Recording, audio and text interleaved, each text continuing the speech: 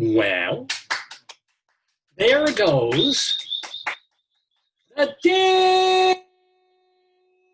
Daverhood. Good morning, everybody, and welcome in this in-between Jewish holidays episode of Dave's Gone By, right here in the Daverhood with me, Dave Leftowitz, my darling and adorable wife, Joyce, our potato family, of course. We have a chicken who's available for all necessary chicken needs. And off stage in the wings so that the chicken doesn't get abused. We have the chicken's mama. Yes, ladies, this is the high quality pandemic style entertainment that we do every week here in Dave's Gone By. My wife is doing a watch party, so she's been doing this for a couple of months now, which gets us a lot more viewers, a lot more. It's funny, I still call folks listeners. It just occurred to me when I send out promos about the show and what will be upcoming and what we're doing this week or next week on Dave's Gone By. And as a dear listeners, dear Dave's Gone By friends and listeners, it's like, wait a minute. We haven't been a purely radio audio show or podcast in 3 years now. I guess your viewers. I never wanted to think of this as television. It's not, but it was always supposed to be just like, okay, instead of just hearing the show, you got a little visual too. But now it's sort of like, yeah, you tune in and maybe you put me, when you're watching on Facebook, you watch, oh, Dave's looking okay today, nice shirt, the potato thing is cute, and then you put me in a little mini box in the corner of your computer and Facebook screen, and you just listen to the rest of the show because nobody wants to watch this for 3 hours. But either way, welcome viewers. I gotta start thinking. You're in the Davehood, huh? What do you think of that? Davehood. No response. No, I'm looking to see where I know. She's trying to get the watch party going. But the Davehood, Dave viewers, viewmasters. No, I guess that was a gaffe. G-A-F-U master. Anyway, I'm Dave Leftowitz, and we've been doing this program since October of 2002. And this, believe it or not, is our 765th episode of the program. We started on terrestrial radio Sunday evenings. We moved to college radio and internet only and podcasting, and then started doing this Facebook Live. What was that? Look, you look like you have more hair. I know, it's sort of the way you combed it. Looking like you have a lot. Look at this on the thing. You have a lot of hair. Yeah, man. Wow. Without the use of Rogaine. I think it's the COVID bush. I am using my pubic wig on the sides here. What munchkin? What is it called? A merkin? Yes, I do have. Isn't it called a merkin? I think it is. But that's not for head hair. No? I think that's what they use to, like, have fake pubes on people when they're doing nude scenes. Are you sure? No, I'm not sure. Look up merkin. I don't know. Looking that up. Why would you need a fake one? All I know is every time I go to Carnegie Hall, which hasn't been years, and you pass by Merkin Hall, you start thinking, I don't understand why you'd need a fake one. Let's just, I am guessing, but You can use this. I'm guessing that to require a merkin, let's say you're in an R-rated film that has nudesque stuff in it, where they'll show some stuff, but they can't, let's say how would we even put this on a Saturday morning, that a woman normally likes to keep herself, shall we say, baby trim, and that's very visual. So if she wants to have a nude scene, take away that blue thing. It looks terrible. Look. What? I like it. It gives us a little blue. No. Joyce doesn't like the blue thing. All right. Let's see how it looks without the blue thing. Today I am a small blue thing. Now it's just kind of bland, no? I gotta write the names of the people who joined. But anyway, here I am. Corn. We don't normally show Corn because he feels when the camera adds 10 pounds and he's Corn, he's already husky. I don't even know what that means. All right, ladies and gentlemen, let me tell you what's going to be on this episode of the show. Yeah, this is what we do.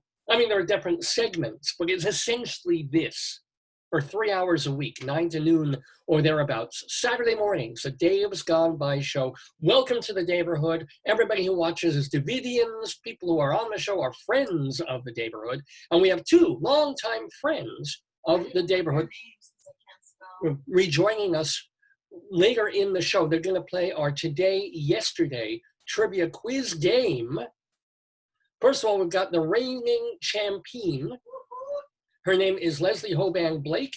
She's a longtime theater critic, also a theater director, and she is pretty darn good at that trivia thing. In fact, if you go on YouTube, she was on a game show.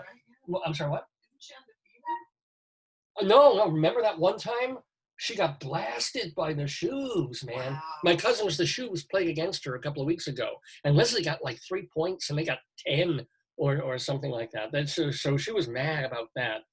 She got her revenge last week, or no, 2 weeks ago, excuse me, when she was playing them again. She just ran away with it.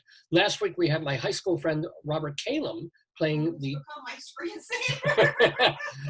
Robert Calum is this guy I knew in high school. He's also a journalist, a business journalist, very, very nice guy, very cool guy. I barely have talked to him in 40 years since graduating high school. And then suddenly he's like, oh, Facebook friend, come on and play the game. And he did, and he didn't do that well.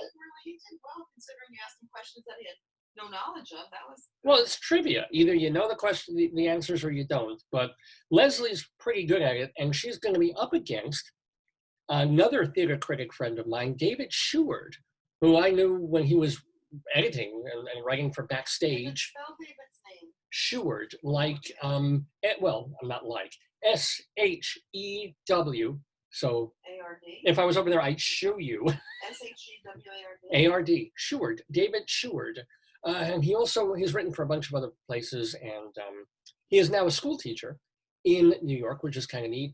And I think he's still in the theater game. He's still writing about theater. We'll ask him, writing about whatever online virtual theater that he's watching. So yes, two theater critics going up against each other in our Today, Yesterday trivia quiz. That'll be coming up later in the show. Sheward versus Blake. Don't miss it. But that's later in the program.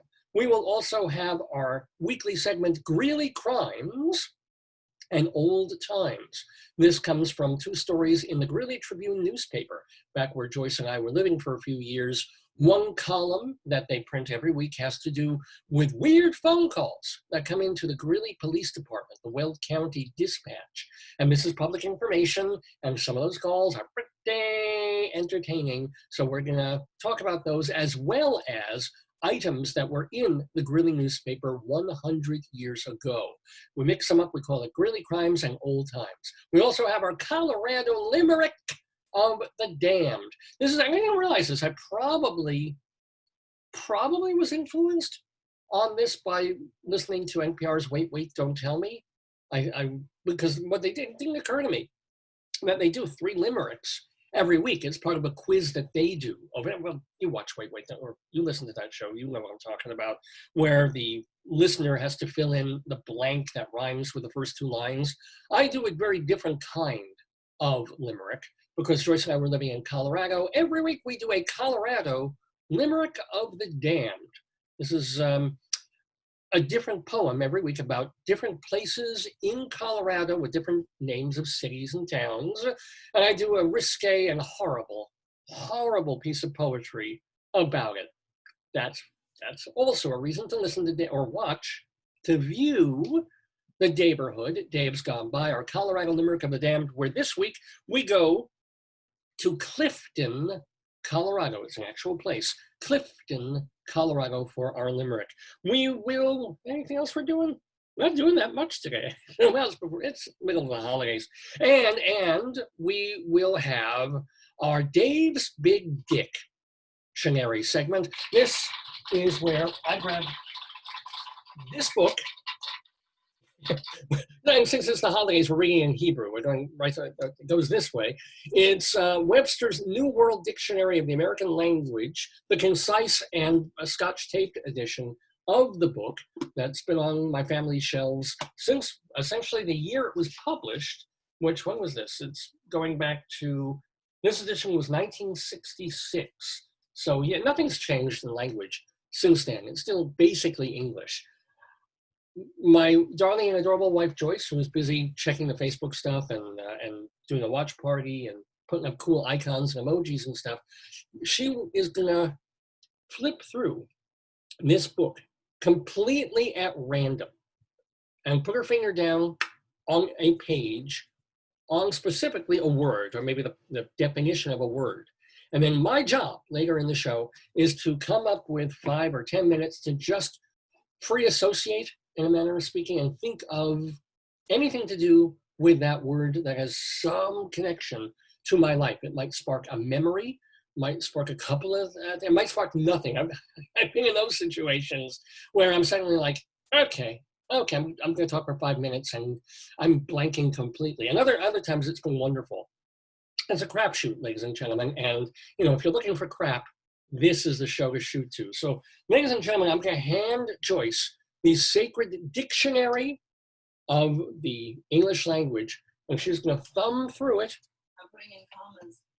Oh, hold on. Oh, and also, we're going to say hi to some people who are listening or who are watching. Wow, I'm going to get out of that 18-year habit at home. While I read to you that, welcome to Chris and Kyle and Esther, my aunt, and Scott Z and John and Fred and Ice. It says joke, but I'm guessing that's Jake and Peter. So yes, definitely. I would imagine Peter would like Dave's Big Dick Dictionary. So, ladies and gentlemen, Joyce is doing the ceremonial. She didn't even thumb. She has flipped it open. Okay, I'll do it.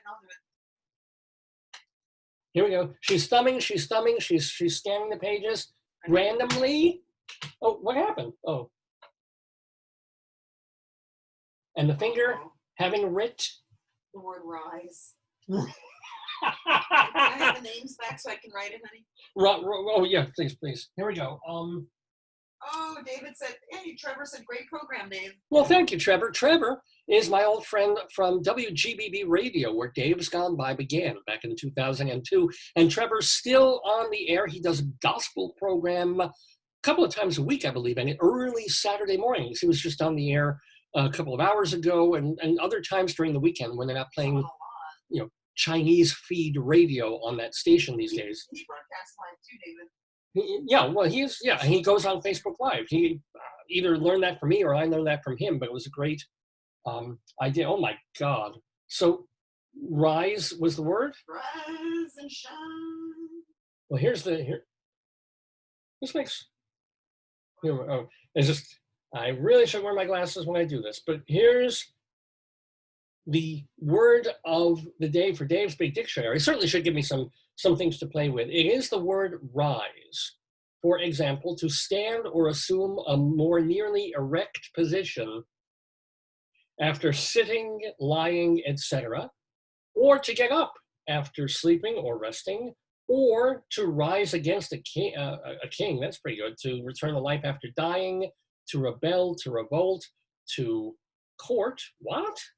Really? No. I have to say, this is how old I am now. I gotta go back like this. To end an official assembly or hearing, as in, the court rose. To go to a higher place or position, to ascend, to appear above the horizon, as in the moon rose. To obtain a higher level. The river is rising. To advance in status, rank, etc. To become erect or rigid. Wasn't that the original? There's literally 22 definitions in here. The last of them is to become apparent to the mind or senses, as in land rose ahead of them. Oh, good. And here's to cause the sun. Anyways, there's a lot of, I think we know what the hell the word rise means, right? You know, what, Trevor, you could do the song Rise and shine and give God your glory. You're just trying to get a rise out of me. Yes, indeed. That's the song from my youth. Give Dave your glory, because you're watching the 765th edition of the Dave's Gone By Facebookio, Podcastio, Programmio of the Stream. It's not really the stream, it's like of the Wi-Fi, the Wi-Fi. Yeah, well, we are streaming live on Facebook And Zoom. every Saturday and Zoom. Well, yeah, but it's a private Zoom thing. You Yeah, but can't. someone named Dorothy just joined, and I thought it was my friend. No, it's Dorothy from Kansas. She just Oh blew my into God, I town. was like, You're watching Dave's Gone By. Good morning, good morning, good morning. There goes the Daverhood. And there was much rejoicing. Didn't your meds kick in yet? Yeah, David Lefkowitz here. He's a Long Island arts guy. He's got his own radio show. I want you all to really enjoy a wonderful program done by a fine artist. A glorious thing of unparalleled beauty. Dave's Gone By. Dave is one of my very favorite broadcasters, so keep on listening to Mr. Dave. Let's be fair there and acknowledge that anybody that Joe Franklin met who was on radio, TV, or was one of his favorite broadcasters, that was the way Joe Franklin would talk. But yeah, you're watching one of my favorite broadcasters, me, Dave Lefkowitz on Dave's Gone By. We're here until noon doing what we do. We got stuff to talk about because I can plan a lot of different segments this week. The ones that I mentioned we'll be doing. I do love to get on here and yak just a bit. It's become maybe my favorite part of the program is just the opening, just kind of talking about the week. And this was the week that was. Now, speaking of radio hosts, in this time when there's really no good news around much at all, we got some weird, kind of amazing news that my favorite musical entertainer of all time is really keeping busy. First of all, Bob Dylan's been distilling whiskey or putting his name on whiskey that is distilled.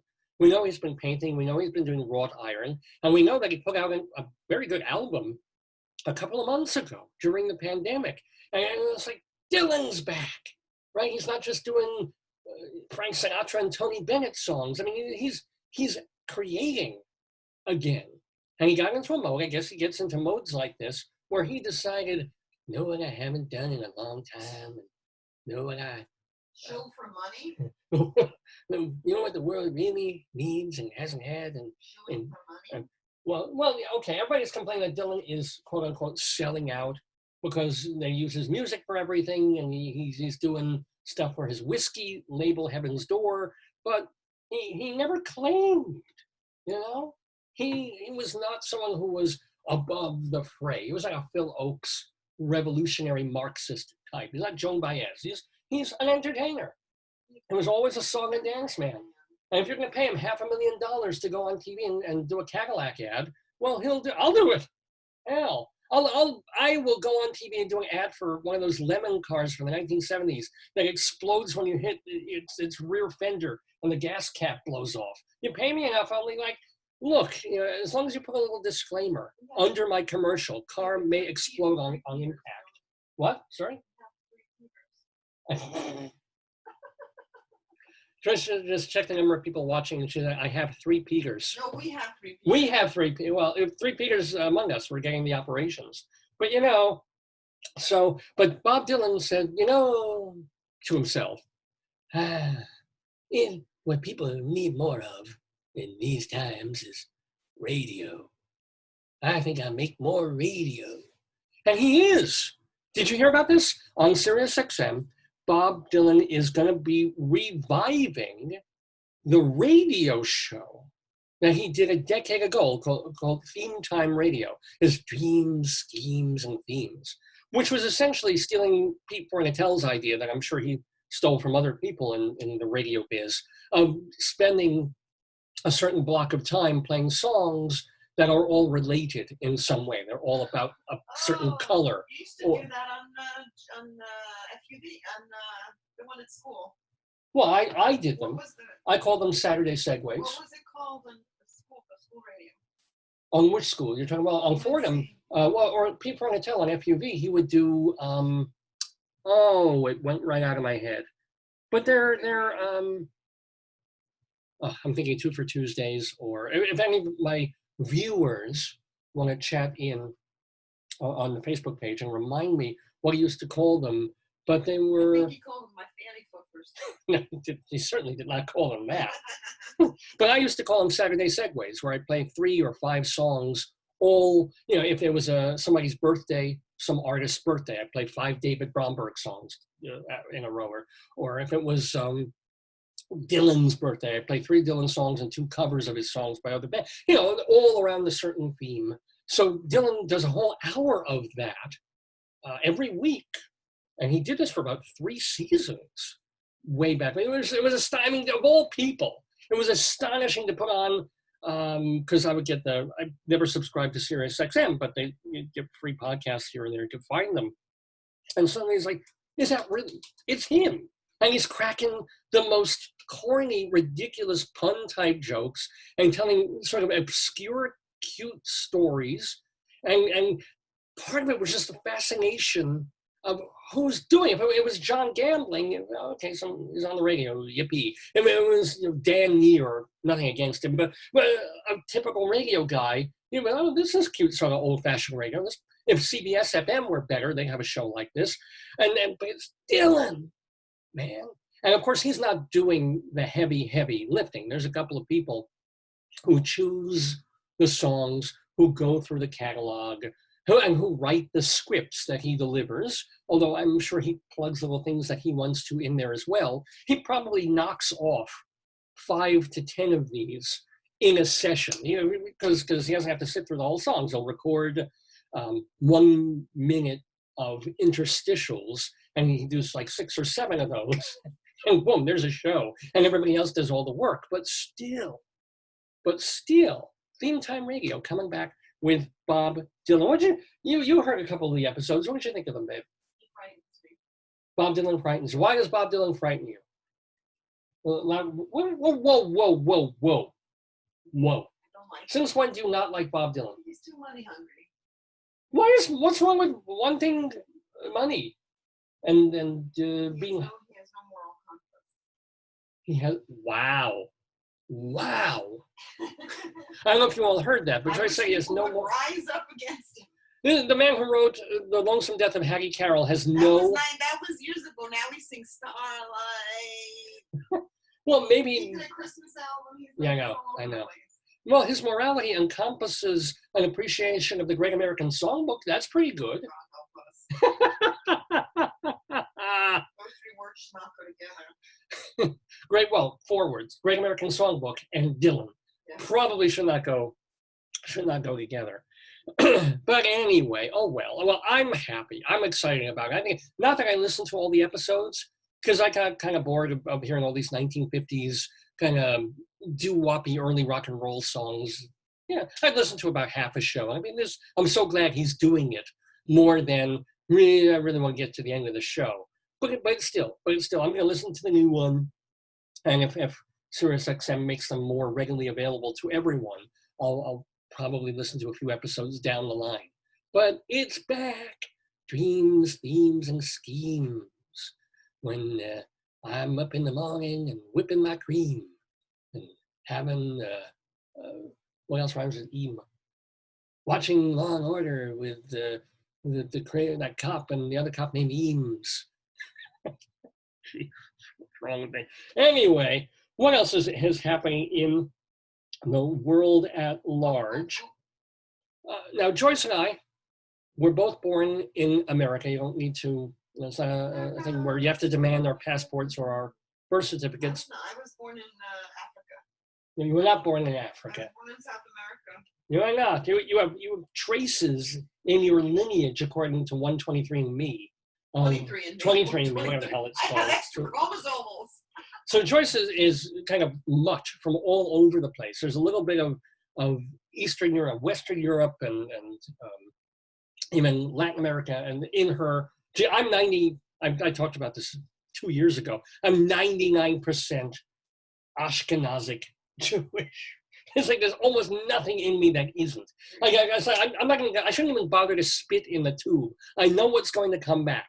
My ancestors are from Russia and Poland, and that's where they're from. All of them. At one point, one of them might have been raped by a Cossack who on some level was raped by somebody Nordic. But everybody... No, you're just Yeah, no, I'm a pure of what everybody would call a Mongol breed. And yeah, or a mongrel breed. But Joyce is like this and this and this and this and a little bit of everything. But now, just this week, out of nowhere, even though she was born in lived in, you were born in Queens, right? I wasn't born in Queens. Where were you born? I was born in the borough your mother loves. Oh, shut up. She's being ironic. Joyce was born in Brooklyn. Physically, the hospital was in Brooklyn, lived in Queens. A chunk of her life has also lived in Manhattan. And except for living in Colorado, we've never lived anywhere else. And except for flying to France one time, and Ireland, Argentina, Sweden. Right. Sweden. I think you spent all of 6 weeks of your life in another country. Maybe 7 total. Probably more. Yeah. Well, but somehow Joyce found out this week yes. that in fact bonsoir, bonsoir, bonsoir. I don't know if she's French Canadian, but she is Canadian. Do you want to explain to the people at home, how did you find out?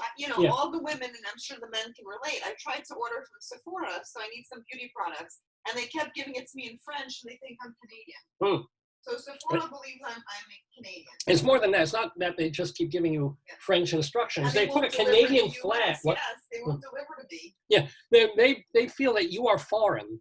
So and literally, if you go on the page where she's supposed to order, they have a Canadian flag next to her name. They keep emailing me in French. They're like, bonsoir, bonjour. Do you need to change? Madame. Yeah. You want the Olay? Actually, they don't sell Olay. They sell expensive stuff. It should be Spanish because it would be oil of Olay. Yeah, but I'll tell you, they're so expensive to begin with. They should know where I am. Yeah. No, but it's kind of. Well, what? They can GPS me. Okay. No, but it's kind of funny because that dovetails with a not so funny, not so interesting story, but still kind of cute that happened to me.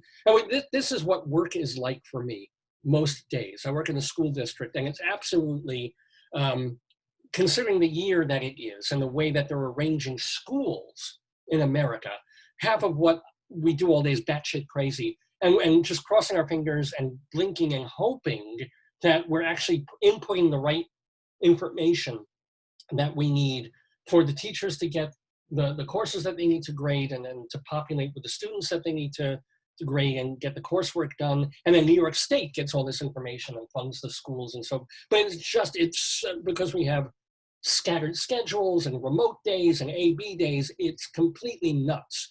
And there's a lovely woman who has been working on this same kind of project that I am. And literally, like the last 2 weeks, every day, I'm looking at her, she's looking at me, so I can't stand this. She every 10 minutes, and this is a very nice lady, very cheerful, very good-natured, very capable, very competent. And we'll be working on this same program called eSchool. And she'll just like, I can't stand this. It makes no sense. I can't stand it. I can't stand this. I can't stand this.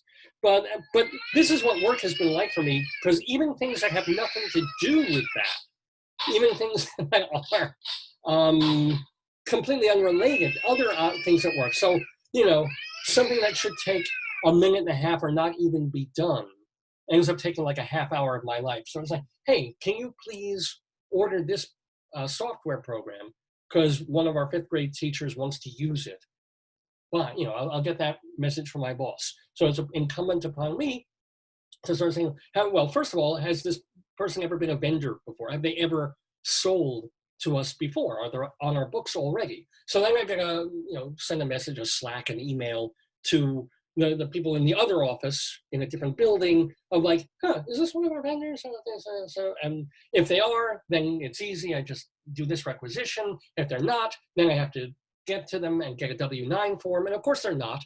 So it's more work for me. So now I have to contact the right person to contact to say, hey, we want to order your product. We're thinking about it. We need a parent's bill of rights and we need a W-9 form. A parent's bill of rights? It's essentially a confidentiality agreement that protects both sides, because we're dealing with students, we're dealing with, under young people. So I got an email about those 2 things. It's like, can you, here's our bill of rights. Do you mind showing it to your lawyers and signing it before we can order your product? And by the way, since we're thinking of ordering your product, how much is your product? And we're going to need a W-9 form. Can you send that? So I'm typing all this and doing all this. Regular, get on our, because even at the university, there are only certain vendors we can order from. Like you can't order office supplies from anyone. True. They have what it is, it's like a exclusive relationship. Yeah. So every company's like, we only deal with you and nobody else, and then they're like, okay, we'll give you like $5 back. You know, it's like a. But if you're ordering software and it's made by a small company, you can't get that from Staples or Apple or something like that. You got to deal with them. And if they're a new vendor, so now, this is already 15 minutes, 20 minutes of my life scattered through. It's to their advantage because once they get in the school system, other people can order it. Oh, hell yeah. Oh, absolutely. So, and it doesn't take that long to shoot an email that says, I'm putting more work on the vendor. I'm saying, hey, can you have your lawyers to on their this? gain because they'll make money. And school districts are slow to pay, but they pay. Yeah. True. Or at least the school districts were able to pay until recent times. But so I say, hey, I get this done, and I get a message from them. So how's it coming with the vendor? I'm like, I'm waiting to hear back. And so after I've spent all this time, and I say, oh, okay, and they send me a signed, not the W-9 form, but it's a WBEC, some other weird form, because they're Canadian, right? And I'm like, okay. So I mentioned this back, half the day's gone now, done a zillion other things. And I say, okay, done all this stuff. They're looking over the Bill of Rights, and here's their form. And then I get the message back. It's like, oh, well, they're Canadian. We can't have them. Because apparently if you're an American school, or certainly in our school district, this is true, you're not allowed to purchase from a foreign company. This is news to me, but this is a true thing. I guess it's a very pro-American, Trumpy sort of thing to do.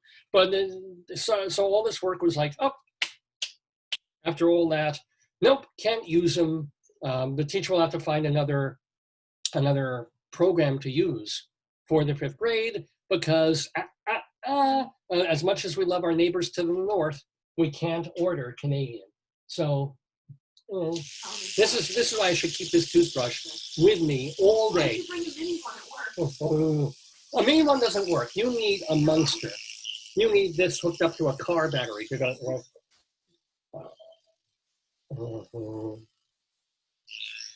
Just takes all the range, but there's so much time. Well, there are 4 million things to do at work, and so much time that I waste where I half know what I'm doing, and there's some person who could tell me what to do in 3 minutes, but you either can't get to them, or you don't want to bug them, or you get to the wrong person, or you get people who want you to puzzle it out for yourself, because then you'll really learn it, and then you'll know it for next time. But if you're spot checking for trouble rather than learning from the ground up, you won't remember it for next time, because then there are 4 million things in between now and next time that you still won't run. You have to call again. So just tell me what to effing do. Don't keep me on the phone for 40 minutes and then say, well, let's puzzle this out. Well, that doesn't seem to work. Well, maybe we should call the person who really could tell how this works in about 2 minutes. But you can't have international stuff. Well, that's just more in general of what I deal with all day. But this is the American workforce, ladies and gentlemen. This is why we're sliding slowly into a second world country status. Because people like me are trying to do a job that we don't really know how to do. So if your students, by the way, come out this May and June of our local school district, and they don't have actual grades because nobody knows what their real grades are, and half of them are dead from the pandemic, and the other half are still kind of stupid, and we don't even know where to place them, and some might need BOCES, and instead we sent them to the Algerian Air Force. No, just send them to like an accelerated class. Yeah. I need to be in an accelerated class, ladies and gentlemen. But let's see, what else do I want to talk about? What do I want to talk about? Oh. So I got my coffee cup. I need my 1 coffee every day. Or these days I drink 2, but I don't take coffee black. I never liked it black. I need it with milk and sugar, right? I can tolerate it with just milk, but it's got to be sweetened or agave or sugar or something. But it just occurred to me from yesterday that, about a year or two ago, it occurred to me, how come people don't drink pig milk? No horse milk. Well, that was yesterday. But I'm saying 2 years ago, like pig milk. They're mammals, right? They red blood that we eat them. They've got teats. You know, female piggies have teats. Why don't we try milking pigs and have pig milk so that we don't have to abuse cows so much and so forth? And Joyce really said, no, it's not a good idea because they don't really have that much milk. And how do you get the machines? What was that? Yeah, it's like, you know, all these little bitty things. It probably would not be cost effective. And aside from the fact that it would probably be disgusting, but if you wanted pig milk, the way to get it would be too difficult. It wouldn't be worth the process of milking a sow to get. But then it occurred to me yesterday, you know, why don't they have horse milk? Just like, why, you know, we milk cows, we milk goats, we milk sheep, we make cheese out of sheep milk. How come nobody's ever tried, you know, like horse milk, pony yogurt kind of thing? I don't know. Would you drink horse milk? No. I mean, if you didn't have dietary things and I would not drink any milk. Never. Joyce is not a milk person. Would horse milk have lactose in it? Yes. All right, I don't know. I've never sucked a horse's teat. Do horses even have teats? So little colts, right? When a mommy gives birth, they go up to the horse, under the horse, and they find a suckling thing, and that's how they feed. Yeah. All right. I don't know. I just assume they started eating hay immediately. Well, I don't. I would try. I would have a sip of horse milk. Horse cheese. I mean, if you think about it, people eat horse meat, right? I don't think people eat horse, David. Well, no, but it is a thing. You could, apparently it's probably pretty gamey and tough and not very tasty. And also you don't necessarily want to destroy horses and breed horses just to be eaten, you know, but if you can eat a horse, you can eat a zebra. Why isn't there zebra milk? It's probably too expensive. Zebra milk, you know, you ever have those in the bakery, the black and white cookies? I'll bet they're just iced with zebra milk. It would make complete sense. It would. I don't think so. Okay, I'm going to leave that alone for a bit. Let's remind people that Trevor and Lewis and Miles, Dorothy, Michael, Ryan, two other Michaels, Peter, two more Peters, Anthony and Chuck and Karen and David and Chris and Gabriel and Darren or Dorian. I think it's Dorian, excuse me, folks. Oh, and my other aunt. I had both aunts watching, because we do have an aunt infestation here in the Daverhood, ladies and gentlemen. And David, who will be a guest on the program in a while, David Sheward, who will be playing against Leslie Hoban Blake in our yesterday Trivium quiz.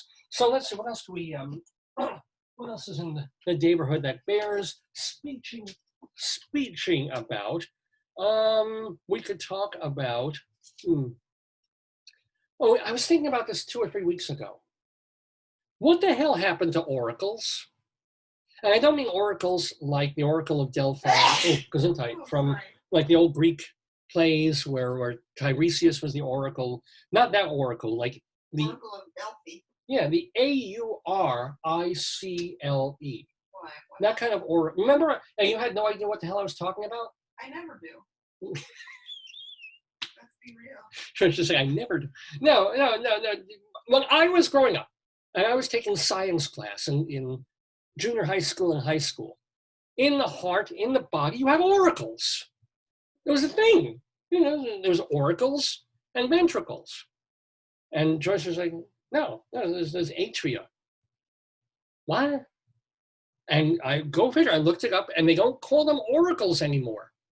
Now, what they used to call the oracles in the heart and the body are called atria. Oh, again, you're When did that happen? It's like Uranus. It hadn't been called an oracle since Socrates was giving it up. No, but you didn't even know it. You never heard of it. And I'm like, you know, we're not quite the same generation. You're one slight younger generation than I am. But When did this happen? I didn't mean Uranus. I meant, because I never mean Uranus. Pluto. Remember, Pluto, when I grew up, was a planet. Then it wasn't a planet. That was a ghost planet. It's a half planet. It's a semi-reconstructed, prefabricated, refurbished planet. When poor Pluto. It's like poor auricles, man. Where do they go? How does a word die like that? Why? Does it make more sense? Is atria a more sensible way to call these tubes that bring blood flow to the heart? This upsets me, and I'm not sure why, but it does. Let's see, what else? I thought I'd get a lot more comic mileage out of that, but not really. What about, well, you got obsessed this week. Yeah. Watching TV, not just Hercule Poirot, but you fell in love with this Netflix show that you binged called... It's like dumb, so I like dumb. A lot of the stuff I like is dumb television or dumb because everything I do has to be so intense and so intellectual. Mm-hmm. So I like crappy TV. So it was like the Yummy Mummies and these Australian It's called women that. who, yeah. My favorite line was that they don't work, and the one Yummy Mummy worked. She said, "Are you work orientated?" That was my favorite line. Are you work orientated? Yeah. Not the brightest crew.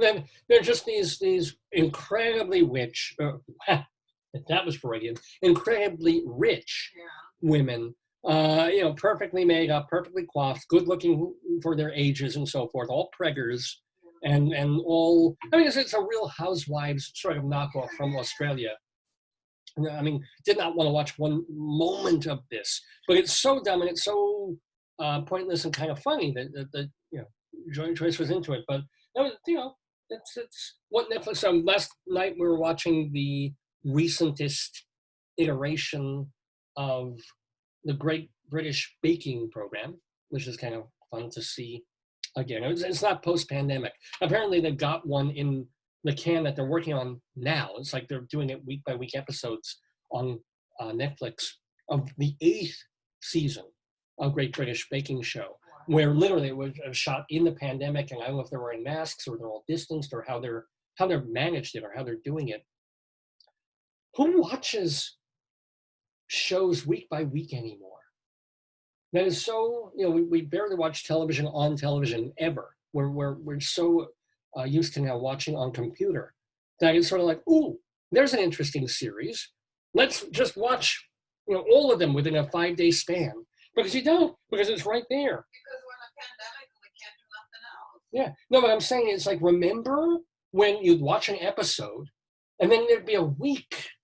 You didn't see any over again. You didn't see. You have to remember in your brain. Yeah, I remember that. And if there was a cliffhanger, like on All in the Family or some police drama or something, you'd have to wait a whole week to find out what happened. Now for anything, let's be real. Well, yeah, no, nobody. It's like it literally is pure beyond instant gratification. It's like, ooh, cliffhanger. Because you're watching, you've seen 2 or 3 episodes in a row, and then the 4th episode is a cliffhanger. So you say, we'll watch this episode and then we'll go sleep. But then the 4th episode ends with like a 2-parter.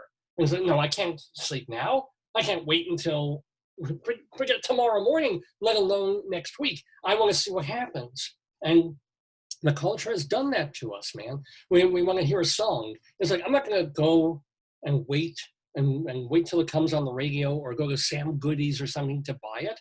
I want it now. Spotify, pull up Spotify. Oh, I have to wait through 90 seconds of commercials to hear my song. All right, dum-de-dum-de-dum. Let me do 10 things while these commercials are playing so I'm not wasting any time. And the song is right there. Song you've never heard before, heard a snatch of it maybe on some TV commercial, and now you want to know what it is and hear it over and over. Instantaneously. It's the absolute world we live in.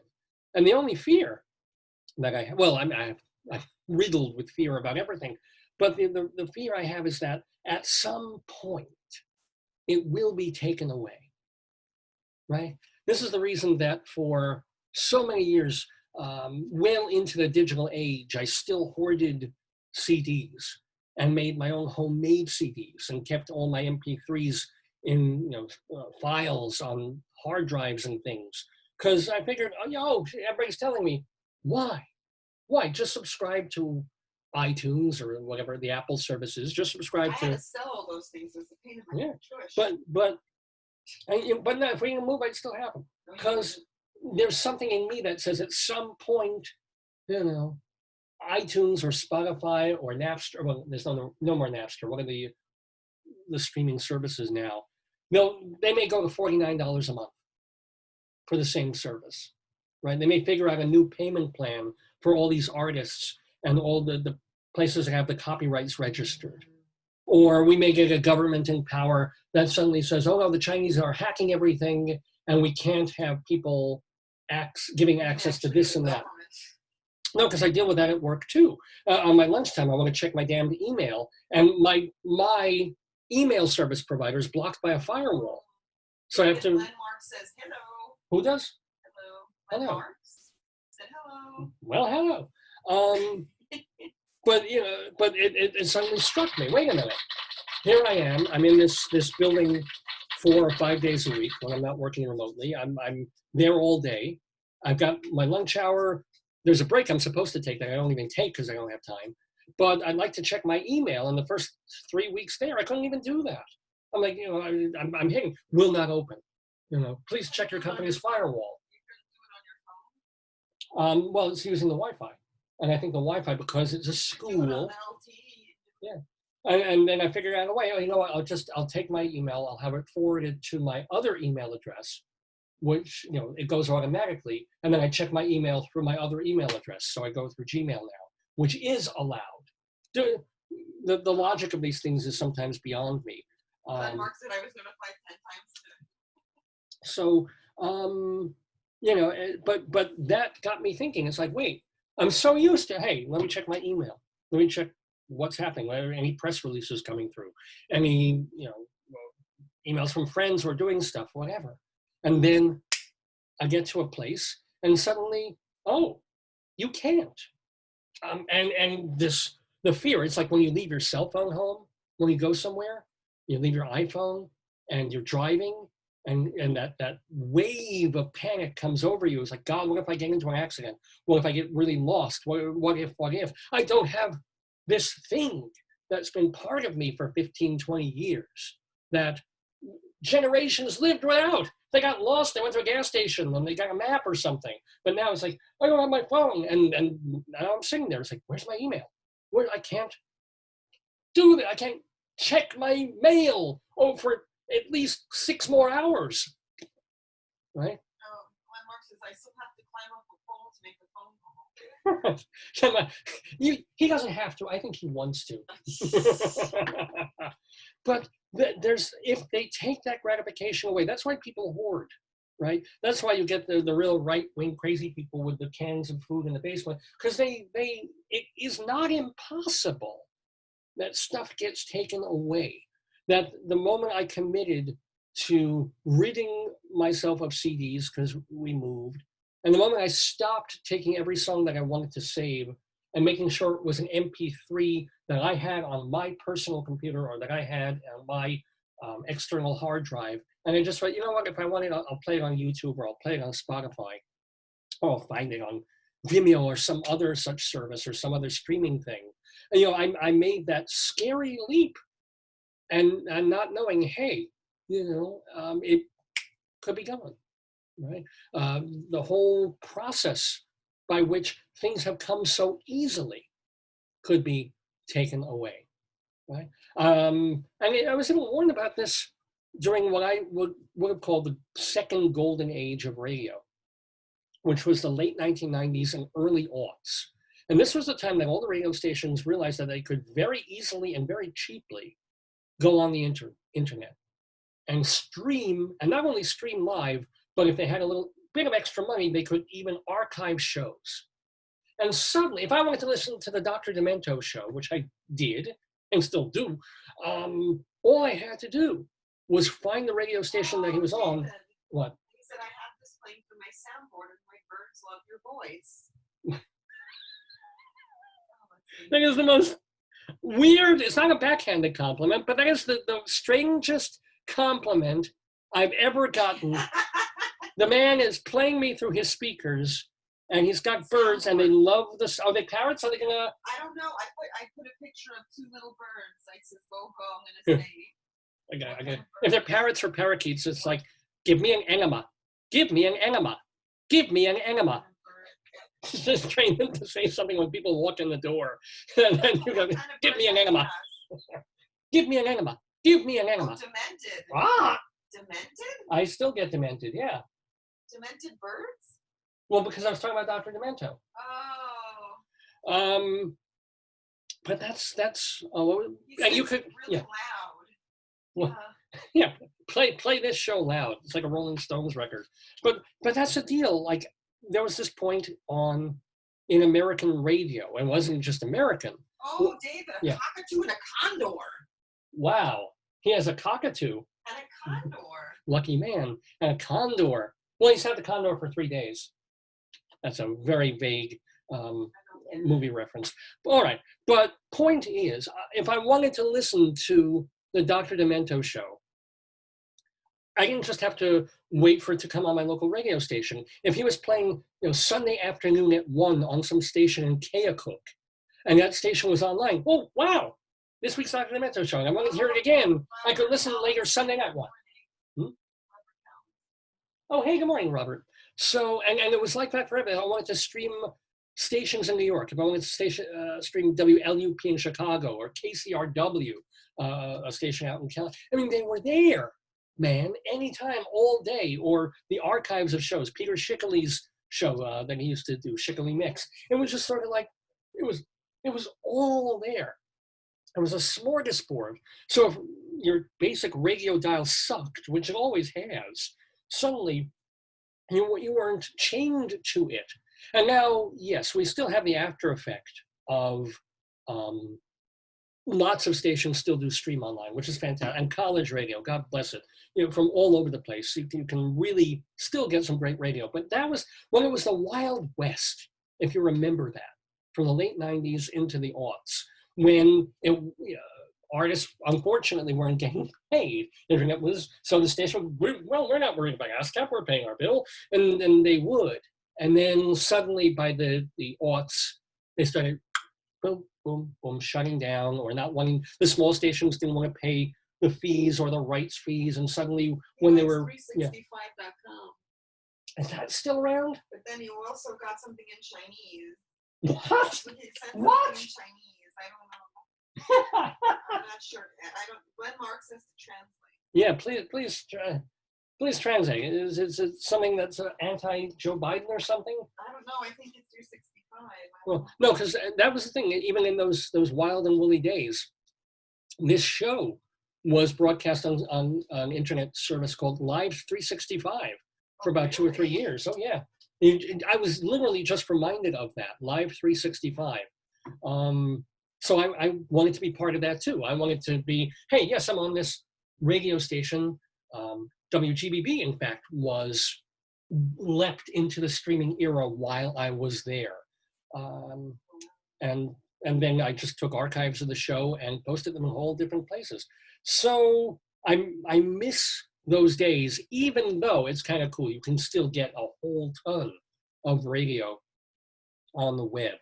But again, it reminded me that these can be taken away, that sometime from about the late aughts into the teens, those years, you lost a lot of those stations, or stations couldn't afford to keep the archives up, right? They might have a week or two of archives. You can't, like if you go on WFUV, the station of Fordham University in the Bronx, one of my wife's alma maters, in fact, they have archives, but it's only like 2, 3, 4 weeks, because that's the deal they made with these rights companies that own the rights to the lyrics and the music and the publishing and the discs themselves, as it were, or the files themselves. And it sucked. I'm an archivist. I still have the hoarder instinct in me. And sometimes I want to hear, I don't know, the folk songs of Woogie's Children, not from 3 weeks ago, but what did it sound like back in 1972? Let me hear it.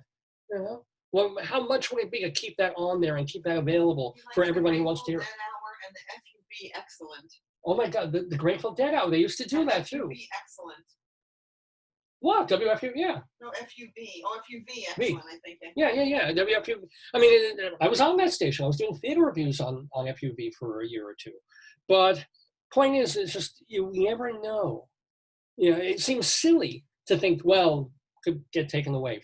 Well, for all we know, 5 years, Facebook won't even be around anymore. The guy who invented Zuckerberg even said Facebook might be gone. Why don't you do your Hello Mother, Hello Father? That's a funny one. I think, yeah, no, Joyce is referring to the song that I wrote, the parody song to Alan Sherman's parody of Panchinello's Dance of the Hours, called Hello. I call mine Hello COVID. His was Hello Mother, Hello Father, a letter from camp.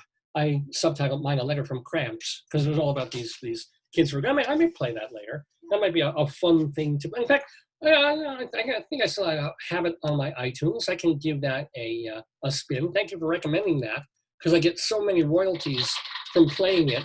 It's still here.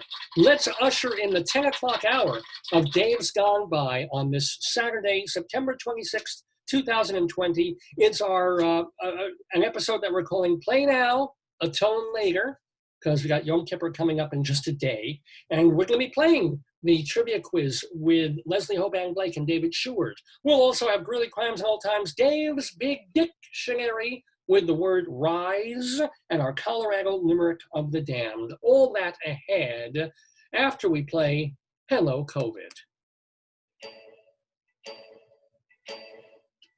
Hello, mother. Hello, father. Things are weird at Camp Granada. It is quite a strange community as we try to give each other herd immunity. Different cultures, different races, spitting into each other's faces. Every time that someone sneezes, we get closer, we can catch all their diseases. In the mess hall, they serve taters, which are kept near ventilators, sharing napkins and toothbrushes, and the paper that we use to wipe our tushes. Now the kitchen was inspected to make sure the food's infected. You remember Andy Cyrus? He went home and killed his grandma with the virus.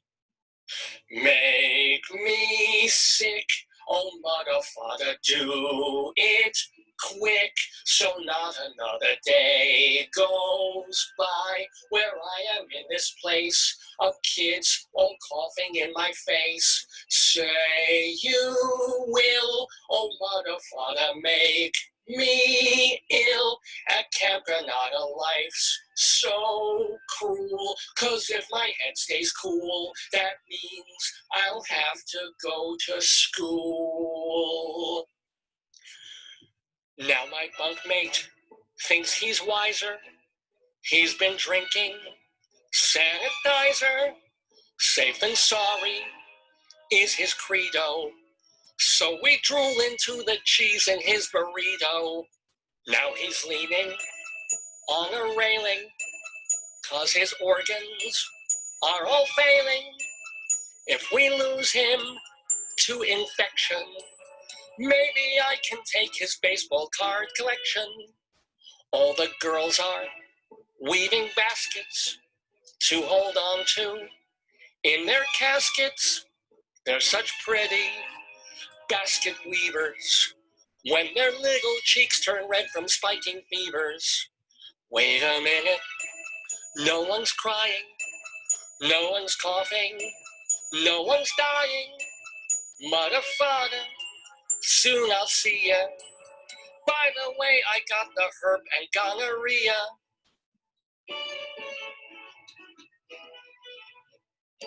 Amazingly enough, that did not knock Taylor Swift and Beyonce off the charts, ladies and gentlemen. But that is the Dave song, the original parody song, Hello COVID, which I hope you enjoy. If you want to hear that song again, you have different options. First of all, I posted it on YouTube, so you can go watch it there, or listen to it there. It's not a music video per se, just the song.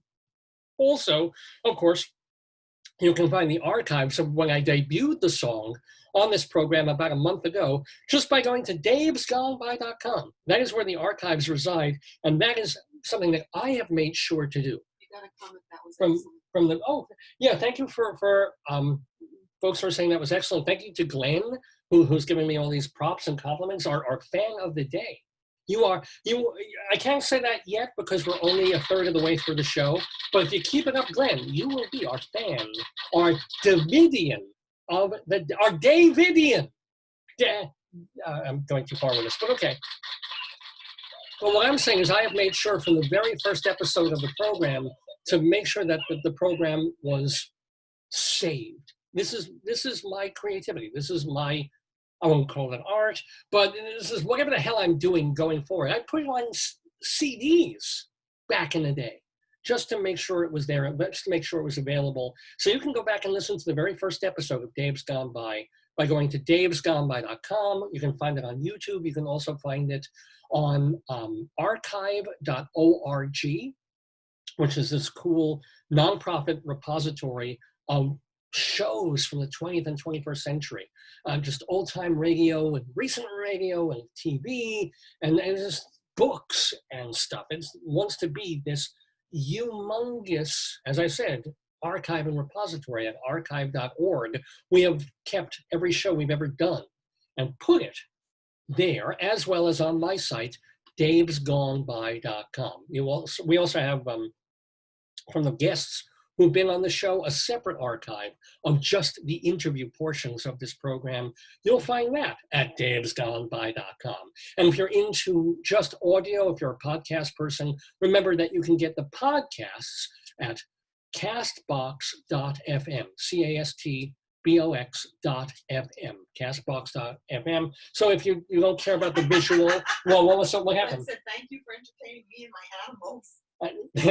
I'm so glad your parrot, and what was it? It was a parakeet. It was a marmoset, a condor and a cockatoo. Not even going there. Oh, let me read it. You got Stephen and Scott and Tim and Ralph and Ira and Glenn and Maria and Donnie and Bill and Warhol. Welcome, Warhol. James and Esther. Well, my Aunt Esther again, or one of the other Esthers? Some of the S. Yeah, a lot of Esters. The Estri. And Jorge? Oh, good. George. Oh, George. Well, very cool. And welcome everybody, as I said, to the Daverhood on this Saturday. This Saturday morning, September 26th. So, yeah, can talk a little bit more, and then we've got Dave's Big Dictionary coming up, the Today Yesterday quiz, our Colorado Limerick of the Damned. One of the two, and speaking of repositories, and not, I shifted in my chair as if I was wearing a suppository, which is very different. But want to also let you know, as I mentioned last week, that coming up and starting, I believe, on October 5th, so it's still more than a week away, but we've been chopping these things up into 1-hour bits, rather haphazardly, because I don't have the time to make them beautiful. But if you happen to have Long Island cable TV down in the South Shore of Long Island, we're going to be on public access again.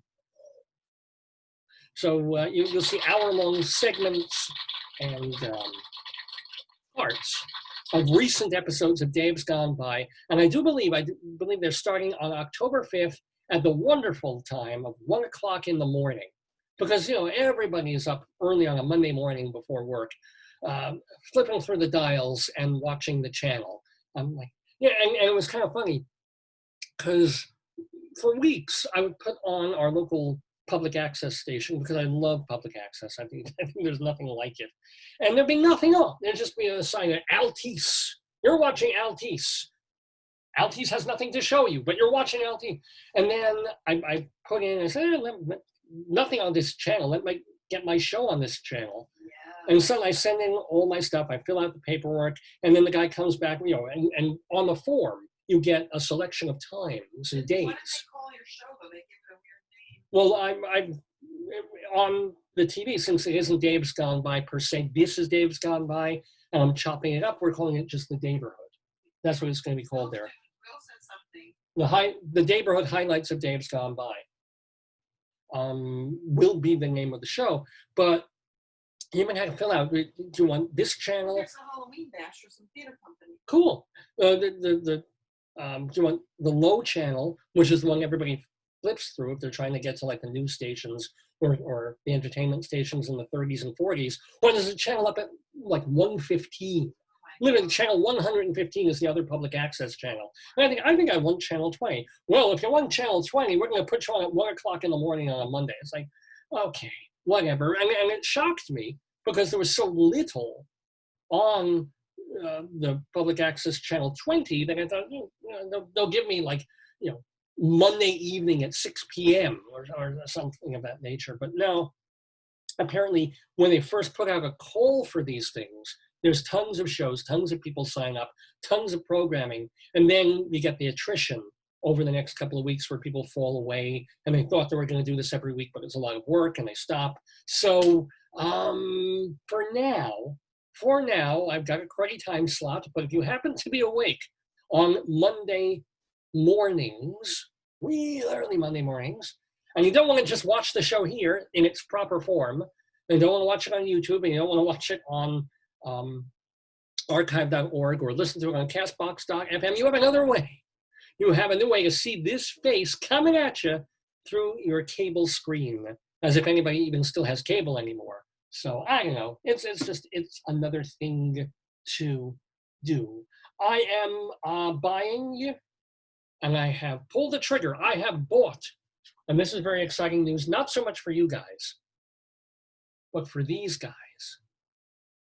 I did this morning make a purchase of a large inflatable ketchup bottle of Heinz ketchup. As I said, I know this means absolutely nothing to you. It's not even funny, but it is true. I had found almost accidentally on eBay that Heinz has made promotional blow-up ketchup bottles of a rather large size. And I was like, that would look really amazing on the lawn. And of course, you don't want to put it on the lawn because it'll get stolen or blown away or something. But it would look really amazing anywhere. And so I was heartbroken early in the week because I put in an eBay bid on a Heinz inflatable ketchup bottle. And it's not that huge. I was hoping it would be like this 8-foot thing where you just, people from space, NASA, could detect your ketchup bottle inflatable on your house. But no, that's about 3 foot high and 1.5 feet wide. But still, that is significantly larger than your typical ketchup bottle. And I put a bid on it on eBay. And then I had to go to sleep or I had to go to work or something. I forgot about it. And somebody sniped me. And somebody else took it for the princely sum of about $14 plus shipping. They took this thing away from me. Hoarder that I am. And I was like, oh. And then it became this quest to find another inflatable ketchup bottle because they are limited edition of some sort. And I noticed this other guy or woman was selling the same thing, uninflated. You get the thing that you blow up. But they also had like the ketchup grill. Like, what the hell is that? And it was more expensive than the thing that I had lost bidding on. I'm like, what the hell is it? I don't need the grill thing. I just want the inflatable ketchup bottle. And then I did a little more research. And it turned out that Heinz not only did the inflatable bottle as a ketchup bottle, but they have like something that blows up in the shape of a hibachi grill. It's very cute. There's like this round thing that looks like the grill that you would put on your patio, except it's a blow-up balloon. And this person had both of these Heinz promotional items, the blow-up grill and the blow-up ketchup. So I'm just saying as a teaser for next week, by which time it should have arrived, we will have a Heinz ketchup, inflatable grill, and inflatable ketchup bottle. So if we think that these are bad times, that the stock market is a little rocky right now, that the second wave of the pandemic just seems to be kind of starting, if people are out of work, if there's riots in the streets, if there's a contentious election coming up, if we've got, mourning the loss of Ruth Bader Ginsburg and wondering what the hell this person that Trump's going to appoint is going to be like in there. If we're going to lose the right to abortion in a year, it's like, calm down. I am getting my inflatable ketchup. That is even better than the toothbrush, my friends. This is great. This works. If I need to like, I actually stopped it with my gum. Oh my God. That works beautifully. But the idea of inflatable ketchup in the mail, it does the heart good. It does a body good. What else? Anything else we want to expound upon? Was that? Well, yeah, I need it cold in here. Let's see, what else? Oh my God. We talked about the horse milk. That was probably the single most important thing we're going to discuss today, is the idea of horse milk. Auricles, that made me upset. Somebody explain this to me, and then we'll get on to Dave's big dictionary. But somebody explain how this happens. Joyce and I, it's a pandemic still, but in the evenings, we will go out for a private walk, right? For a private what now? Well, we don't go with people. We don't go into stores. I mean, I'll do the shopping. I do all that stuff. But Joyce will come out only to do like a quiet local walk with not a lot of people, because rightfully she's very worried about the picture of the bomb.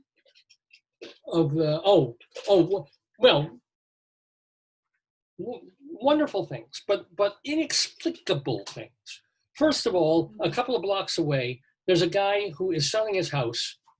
And I'm not really a hoarder. There's things I like to collect and keep. Oh, you're a hoarder.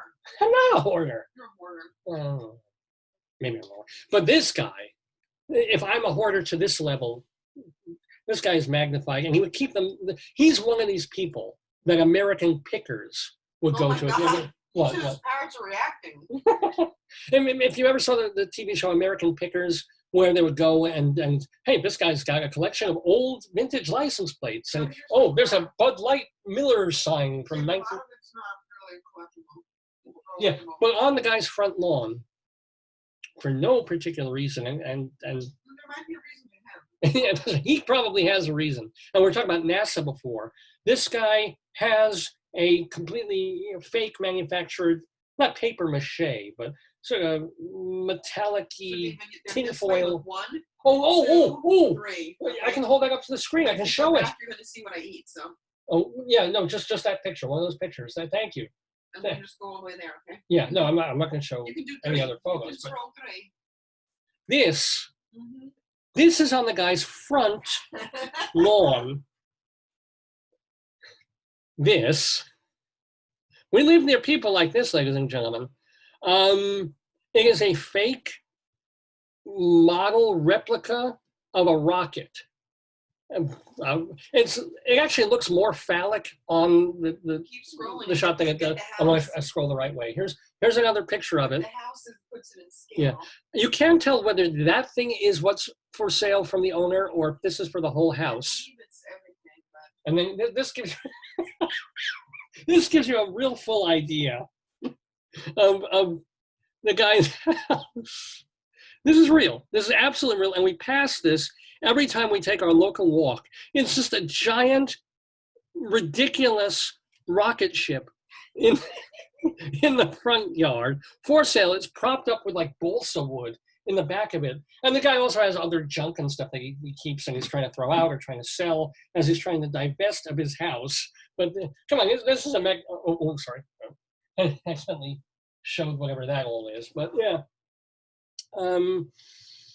So we pass that by. And that's explicable because he's probably a goofy, eccentric weirdo like I am. And he saw somewhere, and grabbed it as I would from a yard sale. It's like, we need this. And Joyce is like, we don't need that. I'm going to say, it's only $5. And the guy's coming out and saying, no, you can have it for free. Just take it. Yeah, we used to have a giant clown head made of plastic, which is horrible. It was from like Bimbo Bread. It was some kind of bread company. It fell off of something. Well, it fell off probably a bread truck or this big plastic, not inflatable, but plastic clown face. And from Bimbo Bread, I renamed it Bumbo because we found it in like a junk heap at some yard sale. And I was like, I need this. And Joyce said, well, I've touched you. Don't even touch that. And the guy's like, oh, yeah, you can just take it away, please. You can have it. You can have it. I'll pay you. And so I took it. And we had this thing in our house back in Colorado. Didn't even put it on the lawn. It was just like right in a room on a big shelf of Bumbo the Clown. And it was a beautiful thing. It's the one great regret having, with Joyce selling and divesting of so many things when we moved back to New York. Enough with the Bumbo. Well, I am trying to explain that I understand the impetus behind this man's rocket ship.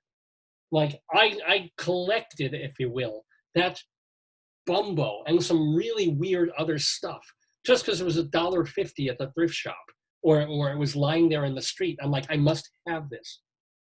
So I get why a man would have an enormous fake rocket ship in his. Now, here's the deal, hon.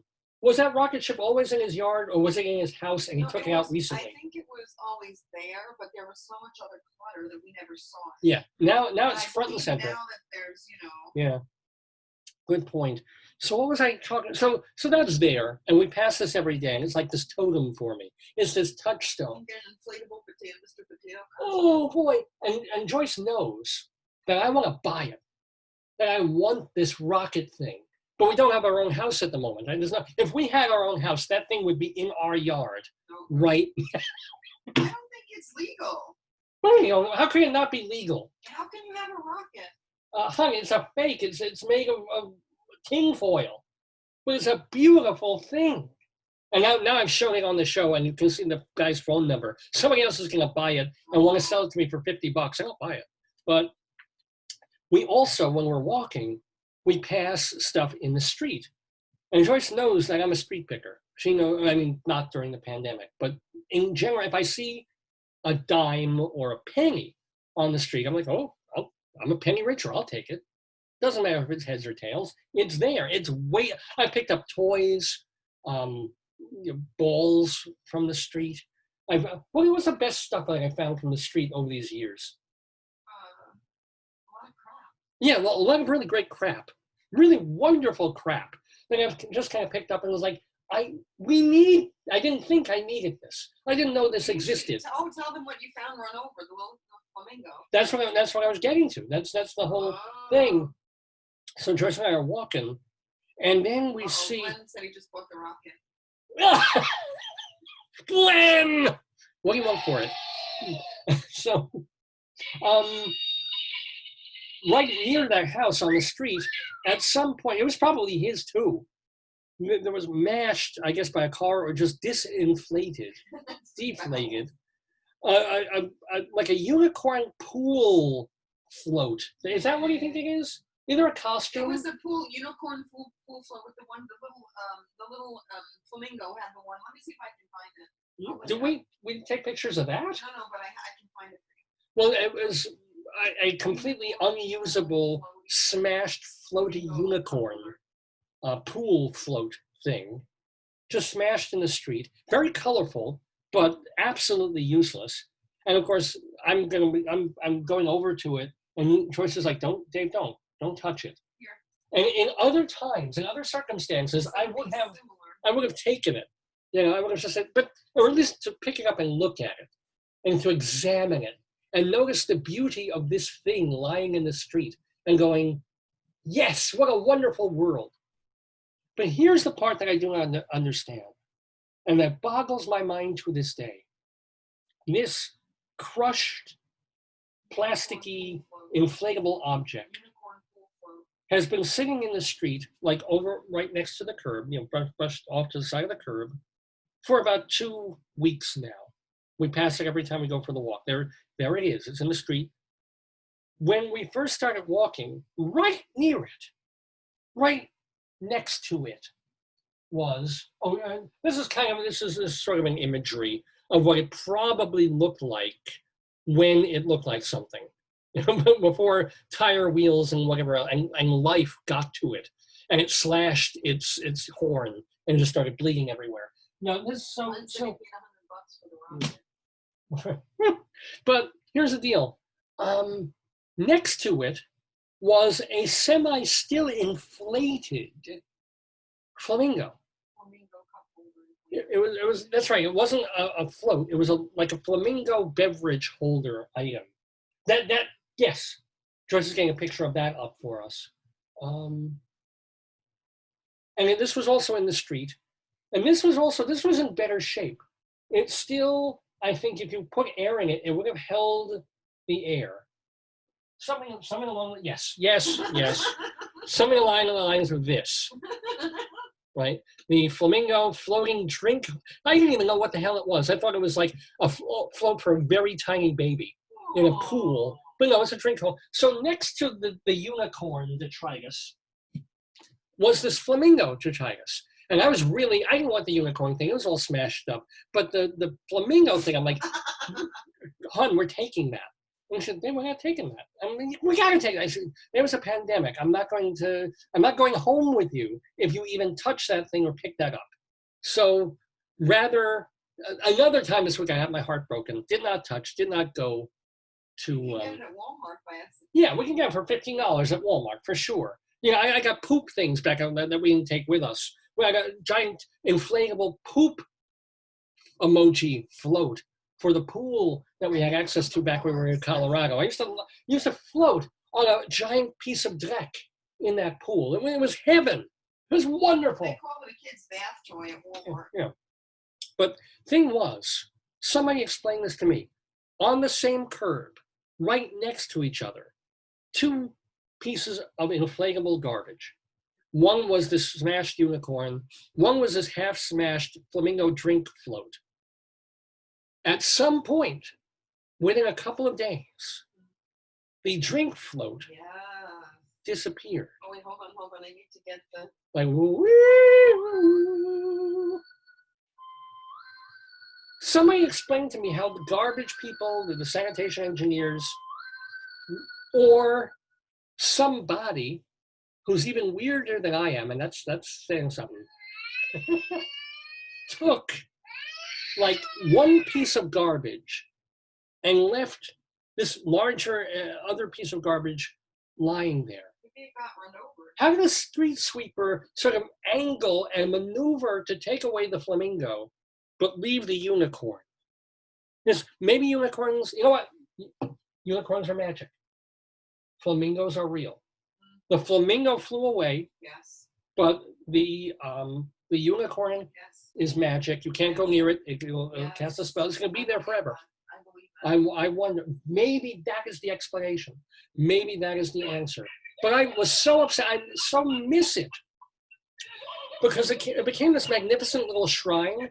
Because next to both of them on the grass near the curb is this little like glass with a pack of used Marlboro cigarettes in it. That's where somebody got killed, right? So what is like? Oh, that's a different tree. That's a different place. Then we also have this thing where people decorate trees and put flowers and candles where somebody's been killed, which is it's a brilliant idea. You make like a thing that motorists passing by are going to be distracted by. There's a tree with mirrors and candles and pictures on it. I think I'll look at that. You know. Not the smartest idea in the world, but the things we can think in the middle of a pandemic, ladies and gentlemen. By the way, you're watching Dave's Gone By with me, Dave Lefkowitz, my darling and adorable wife, Joyce, all our Davidians, including for this episode, number one fan Pam. No, not number one fan Pam. She was our number one fan years ago, but Glenn, number one fan of the day, Glenn. Critic versus critic. Critic versus critic playing our today, yesterday quiz coming up. Dave's big dictionary and our Colorado. Oh, we didn't get to Greeley crimes at all times. That's why I kept stalling and talking more and more. We've got to do that after the quiz because showing up very shortly, I hope, will be both David Sheward and Leslie Hoban Blake. So let me take this opportunity to remind you that, yes, we've been doing this show since October. Oh, that's right. Next week is our anniversary. Oh, for how many Next week, we will have 18 years on the air. Oh my God. With us from the very beginning was Hewlett Minuteman Press, the copy kings of Broadway in Hewlett, Long Island. It's a franchise that is owned by the Torong family and has been since the mid-1970s.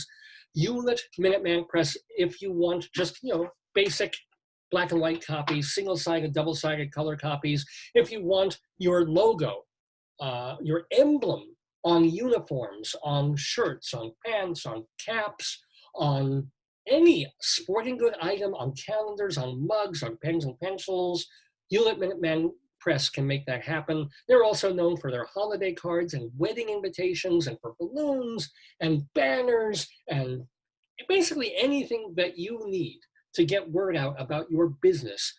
Minuteman Press can help you. You need business cards, you need stationery. That's what they do. Hewlett Minuteman Press in the heart of Hewlett, Long Island. And if you tell them Dave sent you, you get 10% off any job, big or small. Hewlett Minuteman Press, give them a call, 516-569-5577. 516-569-5577. Hewlett Minuteman Press, they are the copy kings. And I feel like king of the world when I do this program because I get to talk to really cool people. Let me get to gallery view. And one, and I got to admit another. Where are you?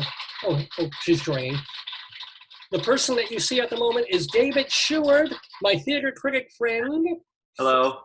I've been so lazy and busy this week, which actually do go together. They're not an oxymoron in my life. But David, you were once the president of the Drama Desk, yes? That's correct. Yes, and I was your vice president. Good morning, David. Yes, good morning. Also, you guys know each other very, very well. Yes. A long time. I don't know the view. I don't know if we know each other that well. We just know each other a long time. Yes. How are you guys doing? Yeah, Leslie's just joining. There she goes. Yeah. Remember, you're like 10 seconds delayed on the visuals there. So welcome, everybody. How's everybody feeling? Okay, pretty good. I'm a lot better than I was last week. I was sick last week. Fixing myself a cup of tea. Yeah. Okay. I forgot to get my dice generator on so we can play the game. There we go. Now I've got it. Now we're all set.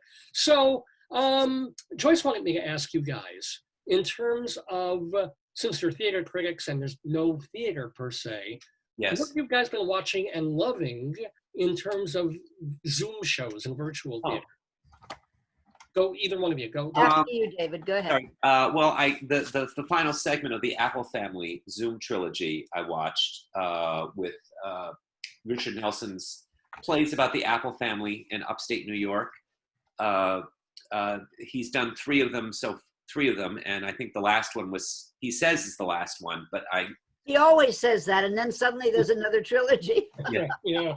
And it sort of summed up what was happening in our lives, and it's this family and how they are dealing in upstate New York, and how they are dealing with the pandemic, and just they're beginning to get out more. And it was very moving. The people, the actor Marianne Plunkett, J.O. Sanders, Lila Robbins, Sally Murphy, and Stephen Kunkin they're really deeply into the characters, and they've been playing them. J.O. and Marianne are married. You know that, right? Yeah. Yes. Sanders, our friend, play brother and sister in this. Yes, I know. Yeah. We don't want to go there, but yeah. That was my highlight. I just started teaching high school. Did you? Yeah. Well, I mean, I've been doing it for 3 years, but the school year has started, and it's a bit crazy. I would imagine David is in the office, right? Yeah, I'm doing admin for a local school district now. So. Oh, really? Yeah, you just have to go and teach and coordinate at that. We've got to report when you guys are teaching, well, not you guys in a different district, but when what days you're teaching, who's there, who's absent. It's absolute madness. Are you, Dave, when you're teaching, are there remote days? Are there on days, off days, kids in class? We were in New York, and we were supposed to start, some students are all at home, and it's all remote, and some are coming into the building 2 days a week. Oh, God, yeah. And what district are you in? Where are you located? I'm in Queens, in Queens, in Richmond. I taught for 30 years in Manhattan, in the Chelsea School on 9th Avenue. Really? I was there for 30 years. Yeah. But did you say you were in Ridgewood? Ridgewood, Queens, yes. Is that where you grew up? No, That's where I grew up. That's where my wife grew up in Ridgewood. She went to Christ the King, and where was your high school? I went to private school, St. Matthias. St. Matthias. So she's private school. So you did what my parents did. You crossed that bridge also, David. My parents were Catholic and Jewish. Obviously, you went to Catholic school. So we were supposed to start this hybrid model last week, but the mayor, but there was so many things not ready. They said, okay, we'll delay the week. So we're supposed to start in the next week. Wow. I could not imagine teaching now. I have a friend who retired it's last June, and she worked the entire from the beginning of the pandemic until now in a rec center. Oh. And I would have been a nervous wreck trying to do that. She had, no pun intended, she had kids from 4 to like 15 in the same room, which I would have loved. I like the little red schoolhouse idea. I think you can make that a viable model. Yeah. But just, and she was trying to teach them The Tempest. And I kept saying, I understood her need to teach Shakespeare. She's a high school English teacher. But are you teaching high school, David? Yes. Okay. Well, it's a different world. I taught little kids, and she was, but she doesn't know how to deal with little kids. And I was saying, if you're going to teach Shakespeare, take something happy. Don't give them something overwhelming in the middle. She said, but there's a storm in The Tempest, and I can make them see how the storm is the pandemic. And I'm going, not a 4-year-old, you can't, you know? I'm sorry. Oh man! Well, do it like Sesame Street, you know. Yes, exactly. Well, I finally got her to get a coloring book. That was a big help. Actually, wouldn't Cookie Monster be great as Caliban? Yeah. And Grover as what's I'm angry at you, Prospero. I came up with a course that I taught for the UFT to teachers when I retired. That was what I did when I retired. And the course was how to use theater as a multicultural tool. How to bring some aspect, any aspect. So if you're doing Streetcar Named Desire with kindergarten kids, you build a train or a streetcar, you know. I mean, there are ways to make an entree into this world. But to try to actually go for the guts of it is just amazing. Well, I wish you nothing but well, David. Thank you. You are a hero. You are an absolute hero. Well, I'm not. I'm the one who has to. No, you're a hero too, but it's a different kind of hero. You know, you're. Thank you. Anyway, I just screwed myself with that one, right? Sorry, what? No, I said I just screwed myself with that one. I didn't make you a hero, also. There you go. That's right. I take away 1 point from Leslie. That's right. From every answer. And just remember that for the purposes even of this program, I'm Dave, and that's David Sheward.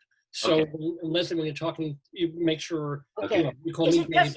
Is it just us two? It's a duo. We're doing it. Yeah, it's a duo. Just opposite each other. Wow. It's Jewish holiday stuff, and the Jews are still celebrating. Okay. Yeah. So it's cricket versus cricket. I don't think we have any theater questions. Okay. They move. Well, what you didn't ask was what were we doing that was theater oriented. Charlie and I just finished our first new podcast called Critic Circle. And David, both of you, we would love you to be guests on it. As we're going to be we talked to Jim Nicola about what he was doing with New York Theater Workshop, but we also want to talk to critics as well about, you know, if you're an actor, you act. If you're a critic, what do? You know, I mean, you ruin actors' lives. That's what we do. So we're trying to talk about the state of the art and also what the future is for different theater companies. I'm getting vertigo, David. Yeah. David, I think back yourself. Woo, I just took that trip with you. David is doing a real estate tour. That's right. We now know exactly how David lives. Yes. The apartment. Yeah, I think that would be more interesting on all these MSNBC and talk shows if the talking heads sort of move their. Oh, you do? Don't do that! Stop it! It's very nauseating. Oh. It's like the apartment is lovely. We want to live there, David. But I'd like to see more of Judy Woodruff's house. I was sick of looking at her bookcase. So right now, you guys are in the Daverhood for our weekly Today, Yesterday trivia quiz. Let me remind folks who are new to the program, including #1 fan Glenn, He's our fan of the day. How it's going to work. We have 2 contestants. Each contestant is going to pick a number between 1 and 6. So could you kindly do that? Ladies first, because I don't know, it's old-time sexist. So Go ahead. you're picking 6, and David, you're picking? 3. 3, and I'm picking my nose. Hold on. Here we go. I'm going to roll a one-sided die. Where's the drum roll? The answer, or the die came up number 4, which is closer to David's Glenn pick. said he loves Leslie. Oh, yeah. Oh, you have a fan, Leslie. You are Go our ahead. number 1 fan. Glenn. Wait a minute, who loves me? What was that? Our number 1 fan, Glenn, says he likes you. Hello, Glenn. This could be, hey. So now, Leslie, you're bouncing up. Stop touching. I'm just trying to make I'm sorry, you're right. I'm not moving. I'm not going anywhere. You're not seeing my apartment. I'm just. Yeah. David Sheward, for your information, I'm sitting on a bicycle. Oh. And this is it's a workstation. So if I bounce around at all, that's just because I'm riding it. I get 2 in 1 for Good this. for you. That's and wonderful. just to make things more interesting, she took the seat off. So anywho, I don't even know what that means. I don't even know what that means. So David, unfortunately, I do. I'm sitting here. Okay. You have the option, David, of either going first or going second. So I'll go first. You will go first. So I'm going to ask each of our guests here questions. Each question is worth 2 points. If you get it wrong, no points deducted, but the other person gets a chance to steal for 2 points, okay? So we have about 10 questions with a tiebreaker. Are you ready to play Today, Yesterday? Yes, I am. Leslie, I see your head nodding. So David— I have a frog today. Oh, look. The Bears told me it was okay to bring a frog today, so I have a frog. Oh, that's very— Wow. The Bears are wonderful. Hold on. They're like the apples, David. They're very kind. Let's see. Frog pun. Nope. Well, at least we're on the web. Don't plague yourself. So what? No. Yeah, I won't plague you with my jokes about frogs. But here we go. Question number 1 for David. The year 1738. Oh, okay. Yeah, you got a tough one. You don't know how this game goes, David? Go ahead. He's heard the game. This Scottish philosopher signed a contract today to publish the first volume of his epic Treatise of Human Nature, which changed and shifted how we perceive the world away from religion and the supernatural and towards science and experience. Okay. Question again. Hold on to it so our fans at home can listen. All right. 1738 is the year. Scottish philosopher signed a contract today to publish the first volume of his epic Treatise of Human Nature, which shifted how we perceive the world away from religion and supernatural towards science and experience. This is so funny. The last time I chimed in, you were asking questions about the Dick Van Dyke Show. That I know by heart. 1738, not so, but I will give you a hint. I am allowed to give a hint on this one. Okay, sure, I'll take it. His writings have influenced Kant, Schopenhauer, and Albert Einstein. Well, I think it's either David Hume or John Stuart Mill, because I remember in the Monty Python sketch about the Australian philosophy department when they had this song, and I remember those names, and I think they were Scottish. So I'm going to say David Hume. All right. Do we have any answers? David Hume is your answer. Do we have any answers? I'm going to say David Hume. LOL, nothing. We have Lin-Manuel Noriega. No, that's mine. Lin-Manuel Noriega. Kristen Chenoweth. Kristen Chenoweth is not the answer either. Do we have anybody chiming in from the interwebs? No, Bill had to go to a show. Oh. David, taking it for 2 points. Wow. Well done. John Stuart Mill of his own free will. I knew David Hume was Scottish, and it was a philosopher, so that was my guess. He could outconsume Schopenhauer and Hegel. That's right. This is going to be the closest quiz we've ever had. Yeah, this is going to be it. You got David. Oh, that's very kind, Joyce. I defer to David already. You know, So 2 points. I didn't have the right answer to that. I would have thought John Locke, and I was thinking to myself, Scottish philosophers, that's like an oxymoron, but. Well, Dave is a lot. I get my pen to. Dave is a lot. Yes, I Yeah, heard I that. just remember the song in the Monty Python. Like I love the way you got the answer through Monty Python. I think that's David hysterical. Hume could outconsume that something. Copenhagen, and Yeah. Rainy Day Cart was a drunken fart. I drink. Yes, that. Here we go. Leslie Hoban Blake, this question is for you. Wow. And we stay in the 1700s. I'm sorry, 1772 is the year, and this is a multiple choice. Oh, I get a multiple choice, David. Ha. Leslie's up. It's her turn. Yeah, did I say that? Yeah. I don't know why the watch party's keeping score. Well, thank you, Watch Party. Watch Party knows that I get lost in the middle of the game, so they're like, just remember, it's 2-0, David, and Okay. it's now Leslie's turn. 1772 was the year New Jersey passed a law that you had to get a license if you wanted to do this. And it's a multiple choice, Leslie. Oh, good. Thank you. The options are own a dog or a cat, drive a car, be a doctor, give out licenses. There's one you can eliminate right away. Yes, I got that one right away. Thank you. But I'll read the question again. 1770. And no offense to Dave, but it is New Jersey, so there could be a really weird It could be anything. Yeah. law. But it could be a horse and buggy. It's the Garden State. It's the Garden State. New Jersey. I know. It's the view out my window. I know. You have to have a license if you want to do this. Own a dog or a cat, drive a car, be a doctor, or give out licenses. Isn't it go see Hamilton? I would assume it's either 1 or 4.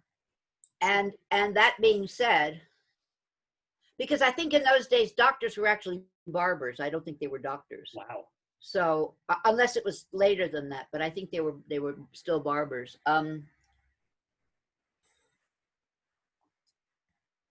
Also Monty Python, by the way. Yes. But I'm gonna say, what was that last one again? I'll read to give out licenses. I would say it's just dumb enough that that's the answer, to give out licenses. So in 1772, New Jersey passed a law that you had to get a license if you want to give out other licenses. Yeah. Okay. Do we have any from the peanut gallery? Any answers on that? It's probably dogs and cats. I know. All the millennials are saying I choose C. The millennials are saying that they choose C, which is as be a doctor. Interesting. The millennials always choose C. That's the joke. And the millennials, in this case, happen to be correct. Oh, it was doctor. You need a medical license to practice medicine. New Jersey passed that in 1770. Oh, good for New Jersey. That was a very smart thing to do. Yes. Okay. Well, 2-0, David Sheward, and the ball is back in his court. Okay. Oh, my goodness. Here we go. Hey, look, we're staying in the 1700s. Isn't this fun? Oh, this is for me? 1789 is the year. Okay. Before he became vice president and then president, this American statesman took office as the very first Secretary of State. I believe it's Thomas Jefferson. Wow. Is that your final answer? Let me think a minute. Jefferson was Adams' vice president, and then he became the 3rd president.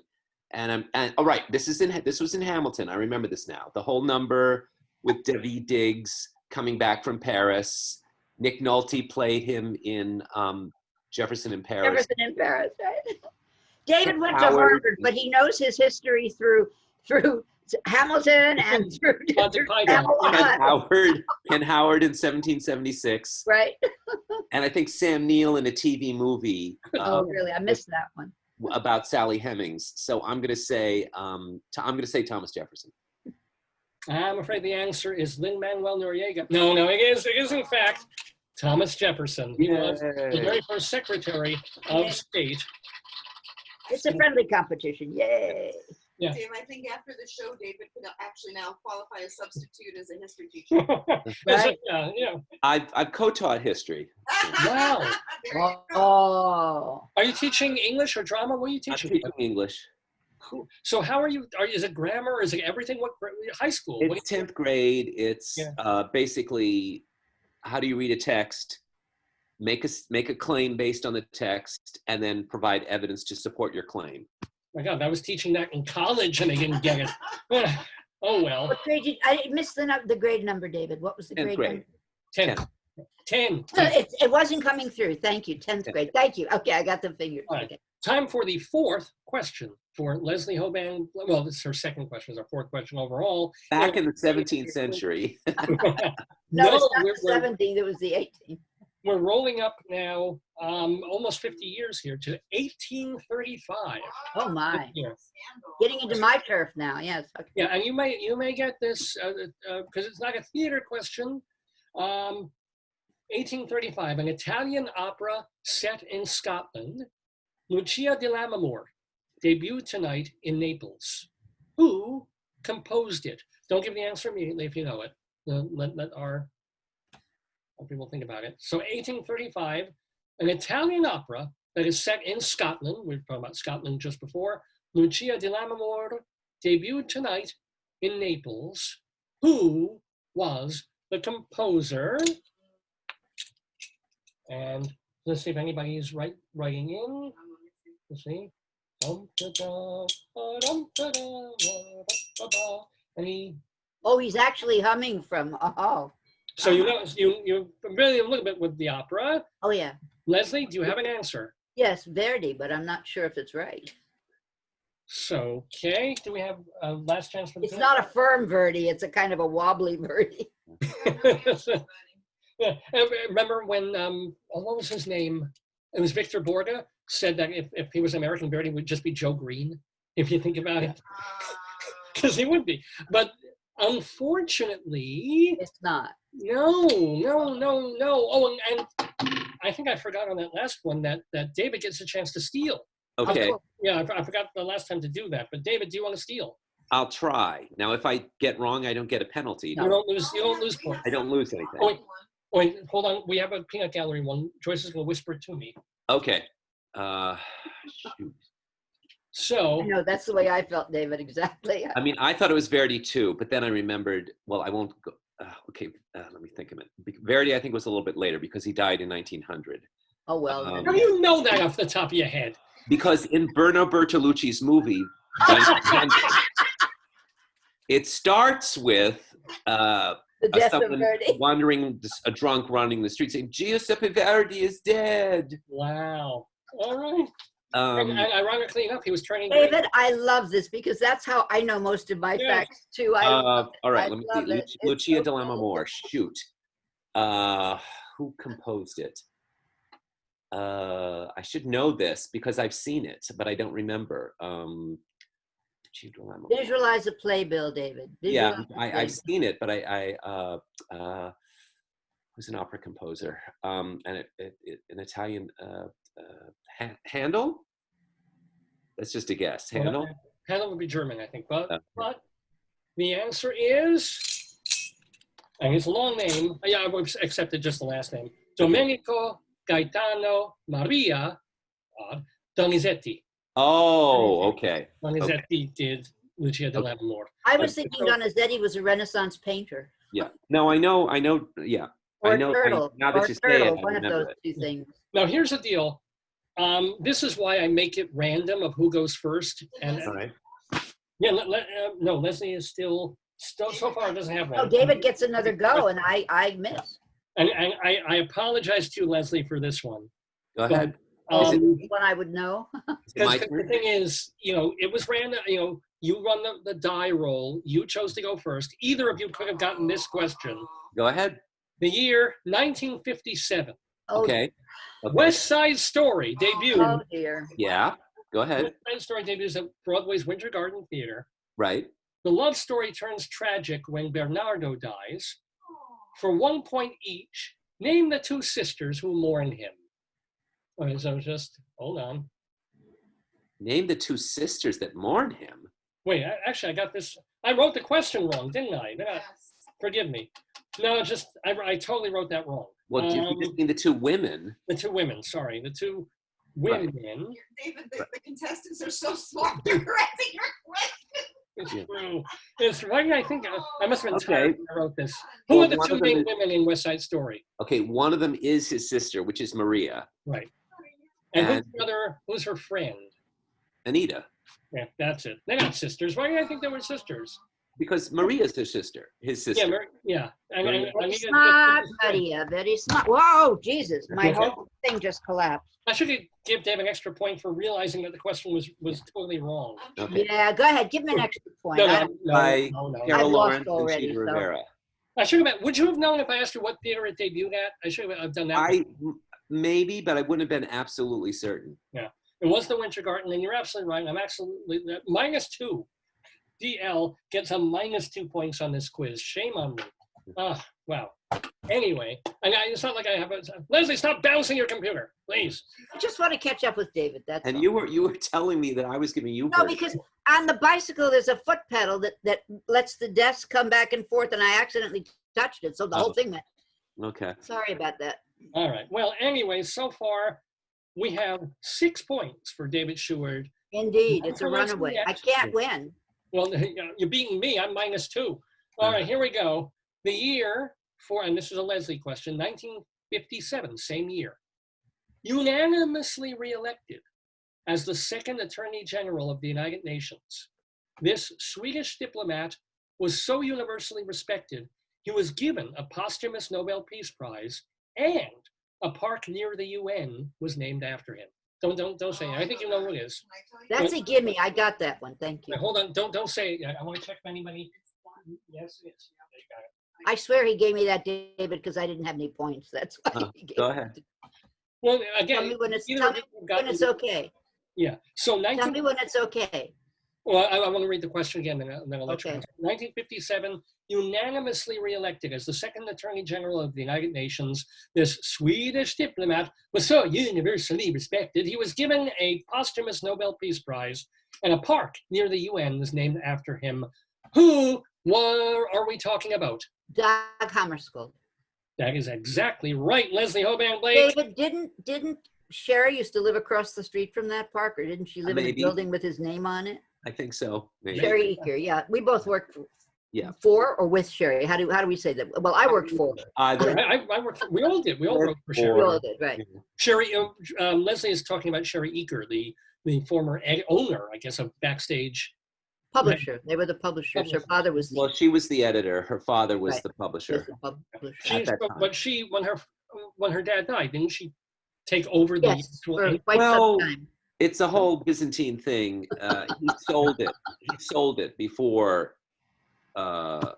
and she continued on as the editor for a while. Oh, Yeah, I thought that was part of the deal when it was sold, but I don't. well, She's not yet. Well, she You would know did- better. I was not allowed into the basement to know those things. I just wrote She a column. continued. She continued as the editor for many years afterwards. well, this reminds me, David. I wanted to give a proper intro to you with your credentials. We mentioned Oh, thank you. you're being at the drama desk or president of the drama desk for several years, and now are you vice president? Are you still? What is your? I am a member. Mem- I'm just a member. oh, just like me. You're nothing now. Yes, Yeah. I'm just a member of the organization. Leslie is still on the board. Right. I have a special title that was created, I guess, for me Historian? because I'm old. The title is historian, but I'm not doing that. That was- God knows. As Oh, long what as you've got Oh, a. Greg's taking the tour. I gotta go watch. Yeah, right. As long as you've I got gotta a go mascot, I watch think I'll give some an more mascot. Monty Python before I can. Where are you going? Oh, I love the hallway. I love that. What a I'm great getting a apartment. mascot. I don't have a hallway. Let's see. Here we go. David also has books to his credit. Oh, it's a piggy. All right. So Well, as long, you know. I have one every week. I have to have. Yeah, he has one also. So I got chicken there. sometimes it whispers answers to me. Sometimes it doesn't.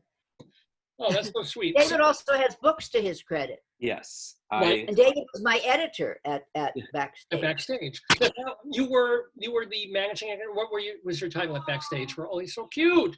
I was I was managing editor, and then I became was I executive editor? That was such a long time ago. I Yeah. don't know. I don't remember what I remember that I got to do your column. You got kicked upstairs or something, and I got to do your column. Yes. Can I ask where you're writing for now? Can you remind us? The websites theaterlife.com and culturalweekly.com. Cool. And Leslie, are you writing for anywhere? Oh, and I have a blog. I have a blog called The David Desk, which is just Oh, that's cute. silly, fun stuff, you know. The David Desk. The I like that. the David Desk, right? Yeah, and every year I give out the David Desk Awards. Oh, Great. oh, I didn't even know about that.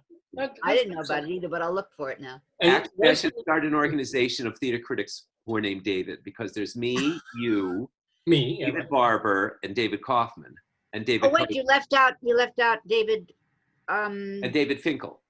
Finkel. Right. Thank you. Yeah. It's a happy little breed. And David Gordon. You left out David Gordon. Yeah, David Gordon. That's right. You could have a large group there. Another branch of Davidians, if you will. Yeah. And remind everybody that the He podcast. does those so quickly sometimes, whether they're bad or good, they're quick. And Leslie mentioned books. I did write a biography of George C. Scott. That's right. And I have your awards book. And a book called The Big Book of Show Business Awards. Which I used to use when I to fill in from the 40th anniversary Drama Desk book. I would use your book to go forward because it ended in '88, and your book included that. It was. I'm sorry, that's a little shop talk. Were you asking me what I did? Were you asking me what I do? Yeah. I stopped writing. My last gig was at Theater Mania back in 2012, and when they lopped everybody off, I got lopped off with everybody. But I was already working with your former friend, not former friend, your former co-host, Charlie Gross, on his show. Right. And I've been doing that ever since. So that's Two on the Aisle. That's which is 8 years still called on Two on the Aisle, or not, or. Well, no, we've changed. We're doing a different kind of show called Critic Circle. And the rationale is we don't have an aisle to sit on, basically. So, until such time as there are aisles to sit on, we will do this other kind of show. Two on the couch armrest, essentially. Two on the couch armrest. That's the one. That was too long to fit on a marquee, so we shortened it to Critic Circle. So, but I don't write per se. I mean, I just don't write anymore. This is how you're still doing your thing. It's Two on the Aisle and the podcast, and as well. Well, it's also a video cast. We're putting it up in the space where Two on the Aisle used to be. It goes up this Thursday. It'll be the first. And people can watch on YouTube. Yes. And it's also on public access on we've been repeating for the last 6 months, shows. And I've had my coffee this morning. And Charlie put together an interview compilation, and and it just got so tiring to do that. And so we put up this new show in the space. It'll probably still be called Two on the Aisle and Their Thing, because I don't know how they change it, but we've explained that it's a different show. And and it took us months. I mean, we kept trying things and tossing out the ideas and trying things and tossing out the ideas. This one, I think, this is the one that's stuck on the wall. It seems like the right thing to be doing. Well, everybody check them out. By the way, we're not done with the quiz, but I just wanted to reintroduce David. I was just, and Leslie Hoban Blake on Dave's Gone By. It's just after 11 o'clock in the morning Eastern time here in the Daverhood. You're watching the 760. You're tired of doing your show? It said 760. It said a different number. So no, 765 is the episode today. Okay, it said 7. It said when it came up on the thing, it said 767 or something. Oh, whoops, my oops. Well, nobody sees that on the Zoom. It's only our local Zoom feed anyway. Okay. 765 though is the number. The name of the show is Play Now, Atone Later, because as you Jews know, we're just a few hours away. Oh yeah. Did Leslie win one? Leslie has 2 points. Yes, I have 2 points. Has 6. It was a gimme. I have 6. I have 6. Stig doesn't have anything yet. Okay. He's taken up a lot of the screen. He's kind of a ham, I have to say. But anyway, I'm sorry. Yeah, that's one of the bad ones. I know. Now, I don't even remember who the hell goes next. Who answered? It's Dave. I got. It's David. I got the one about Dag Hammarskjöld. There we go. Now, Dave, we now move into the modern era when some of us were. Well, I was almost alive at this point. 1962. Okay. A new sitcom premiered on CBS Tonight, and it opened with a theme song written by head writer Paul Henning and performed by Lester Flatt and Earl Scruggs. Can you name the show? Don't say it yet. If you know it, don't say it.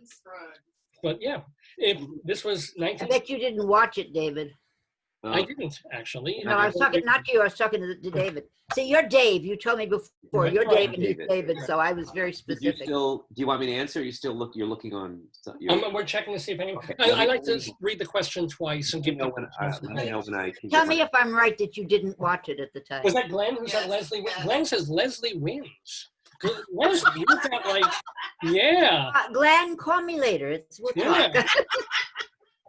Somebody's watching this quiz with a box of We have tissues and an some answer. We Vaseline. have an answer. Can I answer now or not Unless yet? he's catfishing, unless it's a catfish and it's not I'm going to really read a guy named the Glenn. question one more time and then Dave can Sure. answer. 1962 is the year.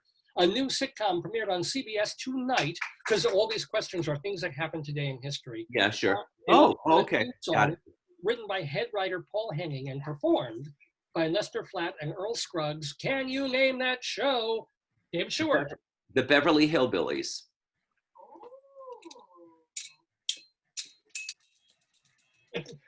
I actually broke the stick trying to play the banjo theme Yeah. from the Beverly Hillbillies. I broke it. Did you watch it, David? Yeah, I did. Really? Oh, okay. Well, I was a little kid. And this was on reruns. We weren't allowed. We didn't watch it in the first run, but we did watch whenever we were homesick from school.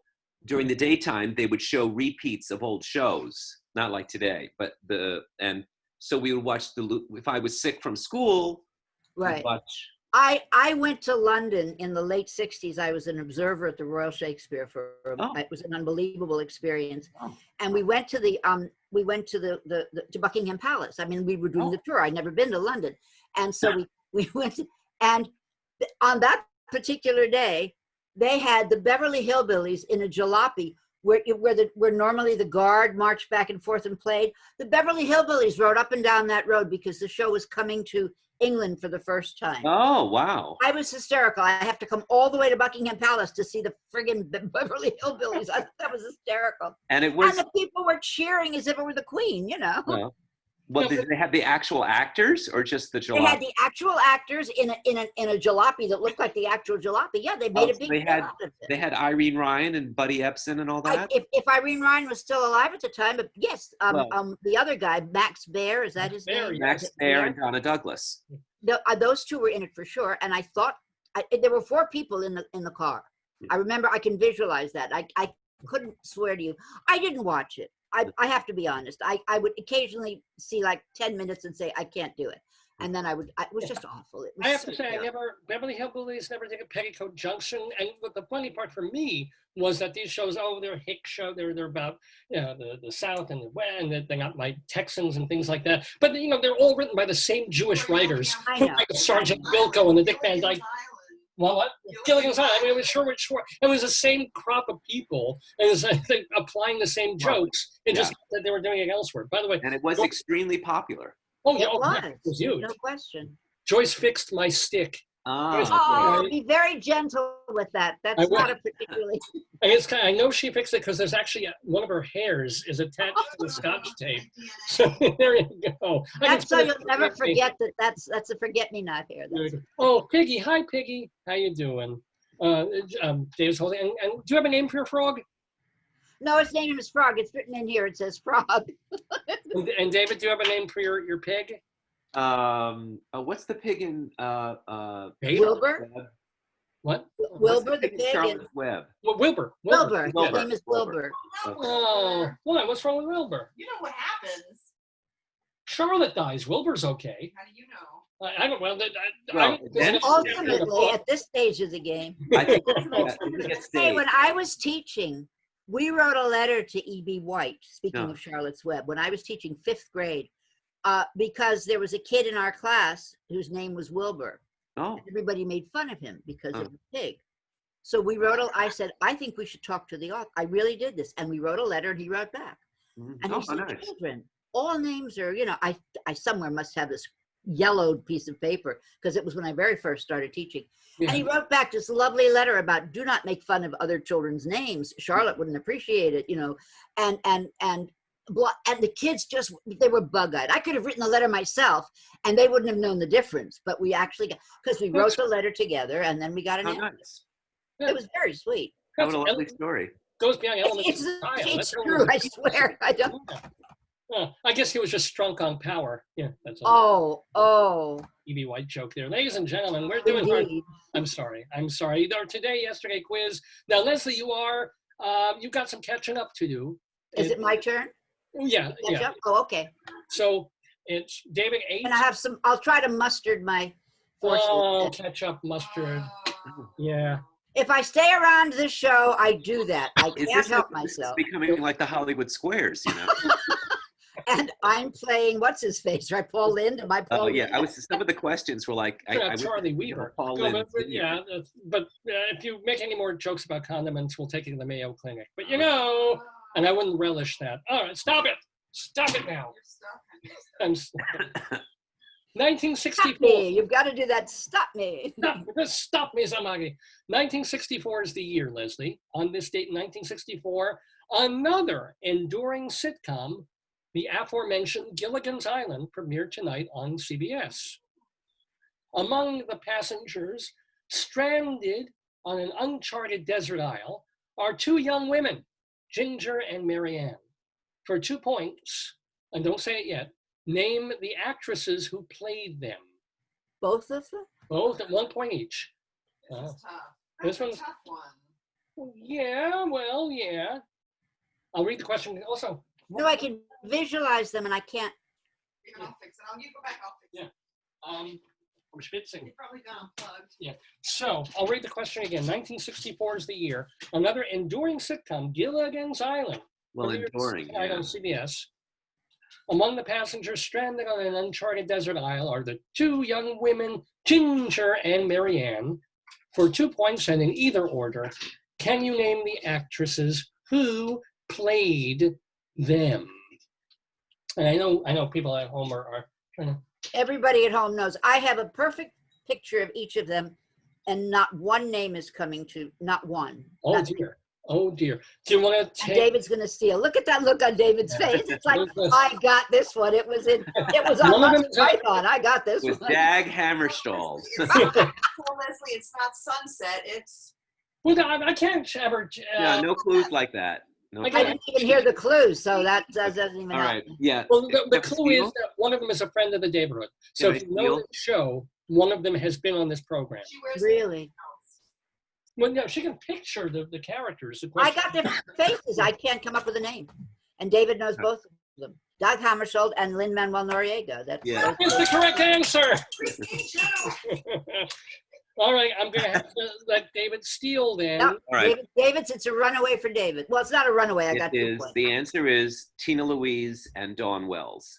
Dawn Wells, I wouldn't have remembered. Tina Louise was the one whose picture I could, yeah, okay. Yeah, I saw Dawn Wells in a touring production of Chapter 2 in Pittsburgh. Was she? My boyfriend was in that, Really? yeah, whose name I cannot remember now. You can't remember your boyfriend's name.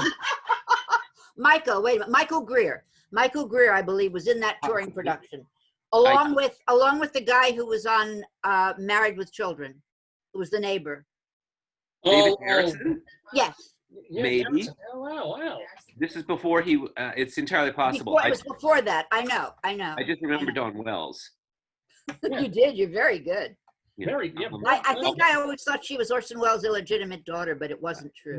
No. One funny thing was one time I was going to see meeting a friend to see a play on Broadway. And I got there just before the curtain time, and I saw my friend there, and he was looking a little lonely and forlorn. And I went up to him and said, "Oh, hi, you look like you're stranded here." I said, "Stranded? Guess who I just saw? Tina Louise." Because I said stranded. And he'd actually I heard you. I almost did a spit take. I know. I had actually seen Tina Louise going into the theater. Oh, Wow. I mean, literally just that moment. Literally, yes. Why was your friend so forlorn? That made him. I don't know. He just looked kind of lost or something, or maybe he was waiting for or whatever. And I used You're the not word a critic stranded. in those days? Yeah. Oh, because So you made he- it sound as if you going Yeah. to do a Broadway production was a big deal. That was No, all. it was during the backstage era. It was in the 90s. You Do you miss You it, sat back David? and Do you heard it miss fail. the theater right now? know. Yes and no. It's very strange. I know it's very strange. Dave, the question is up for you as well. Well, did you? No points. This is just. No. It's a question I have answered here on the show. It's and that I thought I would miss it a lot more than I did. I think being in Colorado for 10 years broke me of this addictive habit of going to the theater 3, 4, 5 times a week. Yeah. I didn't live in Manhattan, so it was, it was more of an effort for me to go to the theater. I would make the effort. Right. When Right. like you guys live right there, but still, and now it's been half a year. My last show was the Dylan one. Mine too. Wednesday night, March 11th. I remember the day. Girl from I North sold my Country. condo in the morning. I went to dinner, and then I went to see Dylan, and then the world ended. That was basically. And what was funny is I was there with my friend. I think I went with Jeff Goodman, whom we all know. And we turned behind us before the show was starting, and we saw these two women sitting there behind us, Asian women with masks on. And we're like, really, masks? Is that, and we didn't talk to them. I was just like giving them a sort of a look. And then, the end of that week, New York shut down. And then a week later, everybody was wearing masks. Well, the next day, theater shut down. I was supposed to see 6 that night. But I think what I've discovered is it is theater that I miss, obviously. But I miss the actual getting ready at 6 o'clock or 5 o'clock if I'm going to dinner, going out to dinner, and then going to the theater, and maybe having a drink afterwards. It's the whole social aspect of it as much as it is the theater. I always thought of those as separate things, but I realize now it's on a continuum, Yeah, the last thing I saw was 6, which now we don't know if it'll come back or not. We know it's being done. They're going to do it. Was it worth seeing? I keep asking people I know that's. I saw one of the numbers on. Open, so I don't want to say it was okay. I saw one of the numbers on YouTube. It looked. Yeah, but 6 is about what? The Wives of Henry the 6 Wives of Henry VIII, and they're sort of doing yeah. a rock concert in the hereafter or something. All right.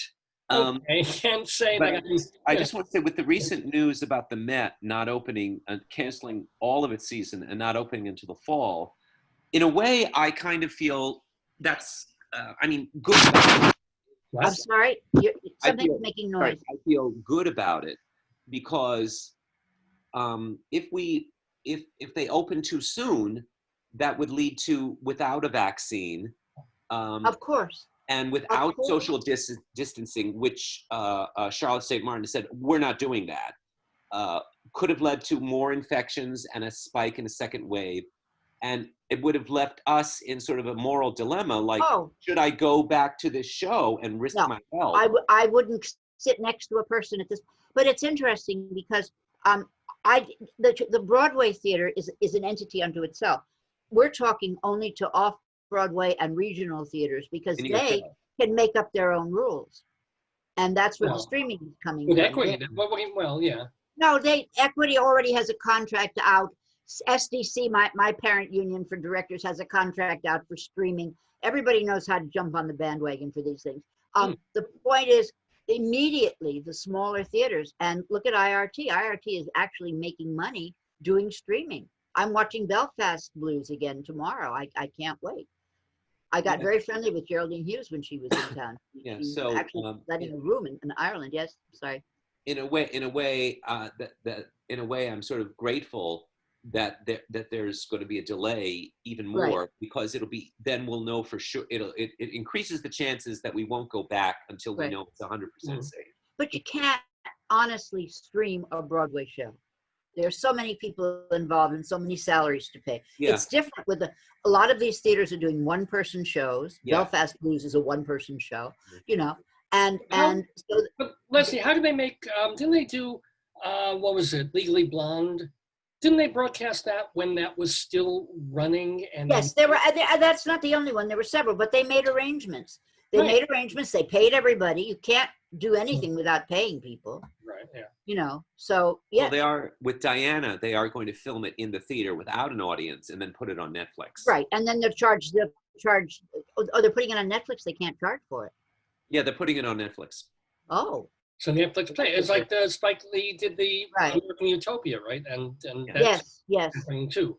So I mean, I guess maybe you can live if the union figures out how. But it's getting a Broadway company back together, a full size, not 6 people playing the Wives of Henry VIII, but 28 people with singers and dancers and a director with 4 cameras. And you start thinking about, and an orchestra, you start thinking about what that costs.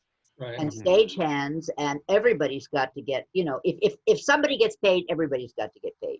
So that's one of the rules. Well, you know what? I was asking Joyce or wondering about this also just a week, and we'll get back to the quiz, I promise. But we got theater people talking theater here. How do they do it for the Tony Awards? How do you get all these shows with the backdrops and the sets and everybody there for like 8 minutes?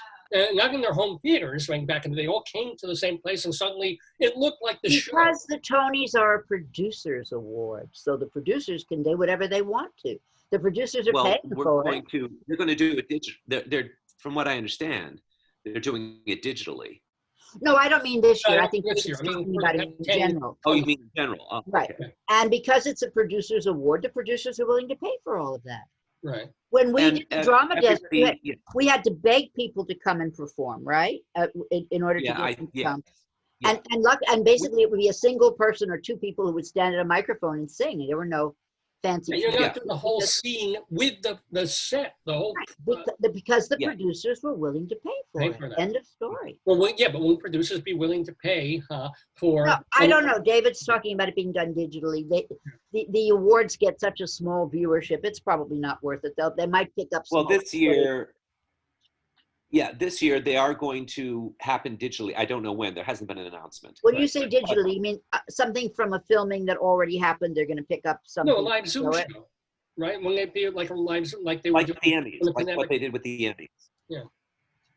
Or even when they did Sondheim birthday celebration, that kind of thing. Right. Probably a little higher level. Yeah. I don't know if they're going to be doing. I don't know if they're going to be doing musical numbers, but we'll see. Do you think this is you don't have to answer this question.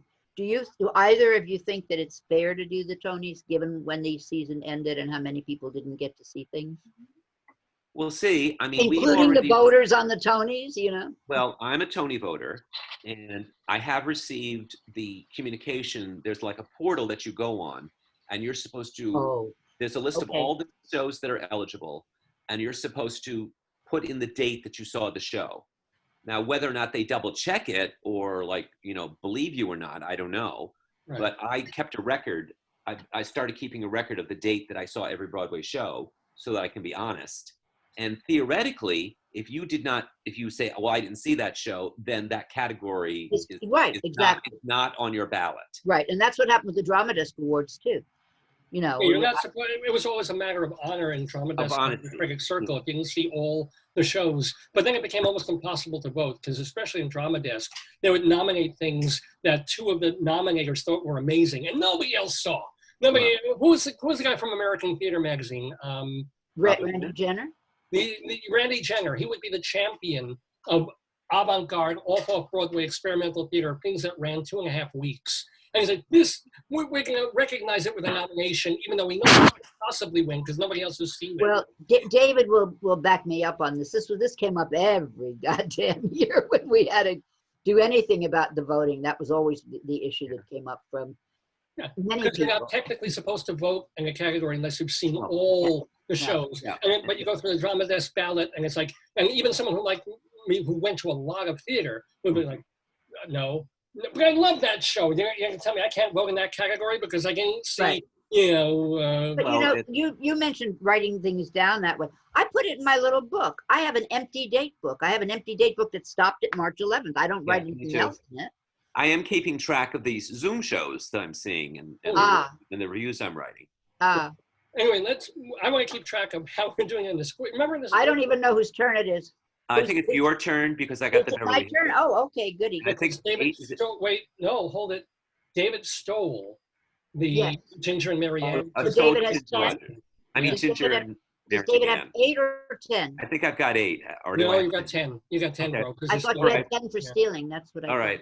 Leslie Blake has 2. I'm still at -2. Oh, I'm poor little me. Give me an easy one. but it's David's question. So it's my turn. It's your turn. Oh, because I stole. Oh, that's right. Oh. All right, now go ahead. Let's do 69, ladies and gentlemen. All right. 1969 is the year.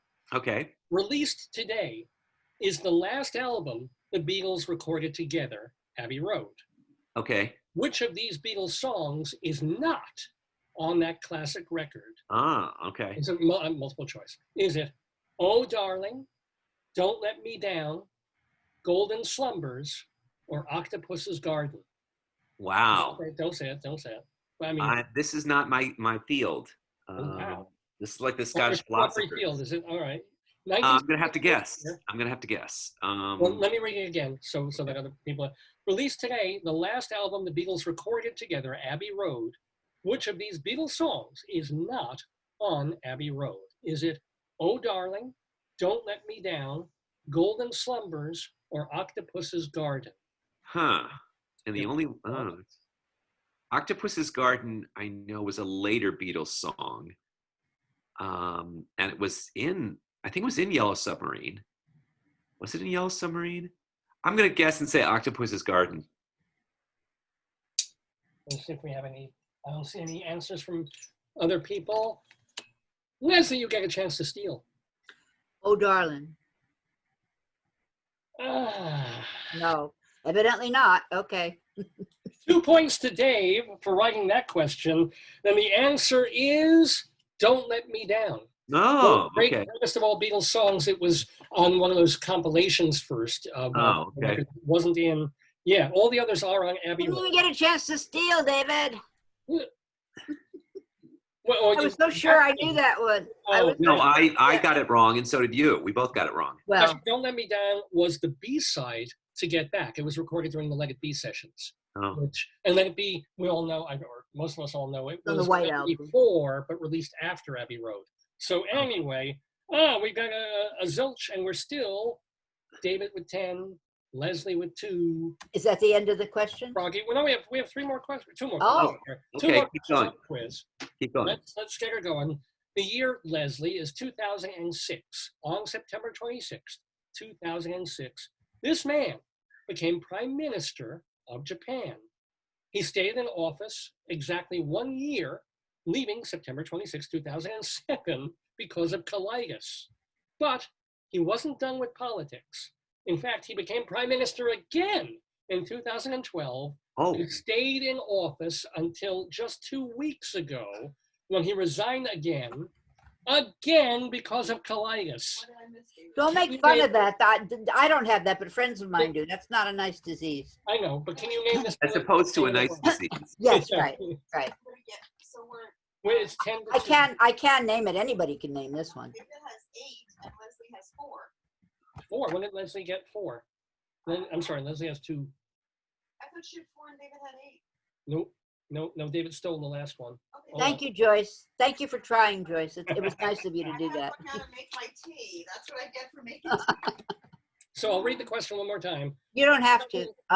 Not for me. I've Okay. heard for other people. Okay, for the others. Yes, I Prime got it. Minister of Japan for 1 year, went away, dealt with his disease, came back up until just 2 weeks ago when he had to leave again because of the same disease. Can you name this politician? Leslie Hoban Blake. Shinzo Abe. Not only do I know that, but every Saturday morning, it's taping right now. We have a member named Madoka Imura. You remember Madoka? Yeah, I know Madoka. Okay. Yeah, I think so. Madoka works for NHK, which is the CBS of Japan. And so I started to watch this documentary series. Every Saturday morning, they do a documentary. And one of them was on the election. So I knew who was going to be the new prime minister before anybody in America did, because they were guessing, and they guessed the guy who actually became. So that's very Yoshida, I think. But anyway, that's very interesting. That's the only reason I know it. Sorry, it wasn't Monty Python. I tried. No, but it's kind of interesting that even after he was, he left office, Abe is doing his duty. I'm sorry. One of the female, and I'm not going to point out who it was. One of the female commentators called him Shinzo Abe. Well, yeah.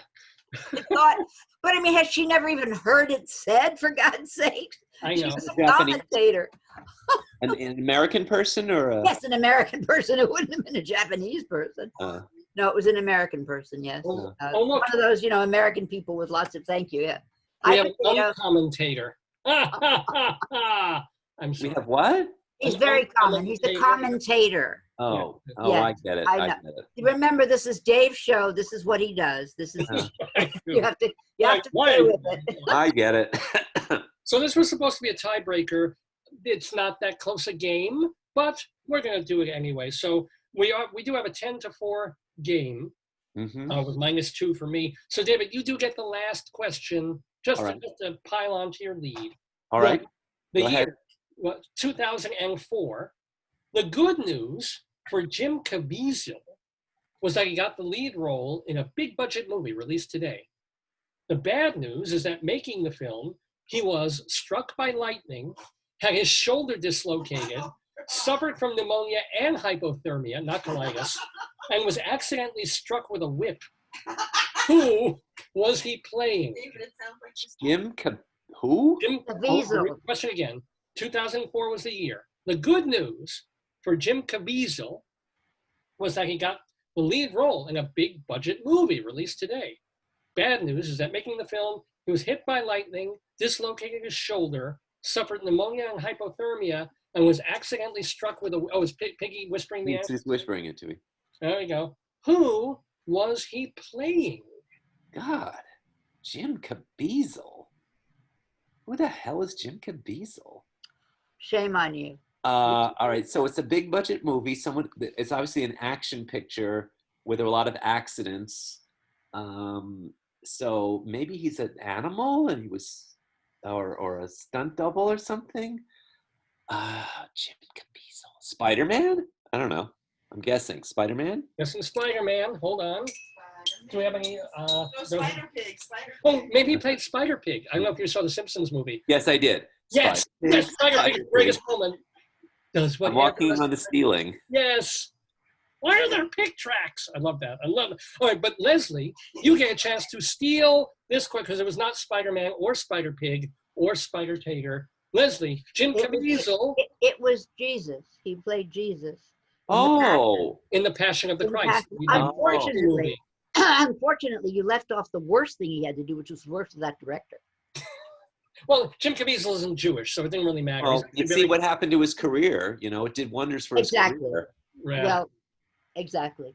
Actually, I think he played Superman in one of in like Superman versus Batman or something like that. That was Yeah, that. he did have a career. He's done TV stuff, and he's had. He's around. I mean, he's not a star, but he's around.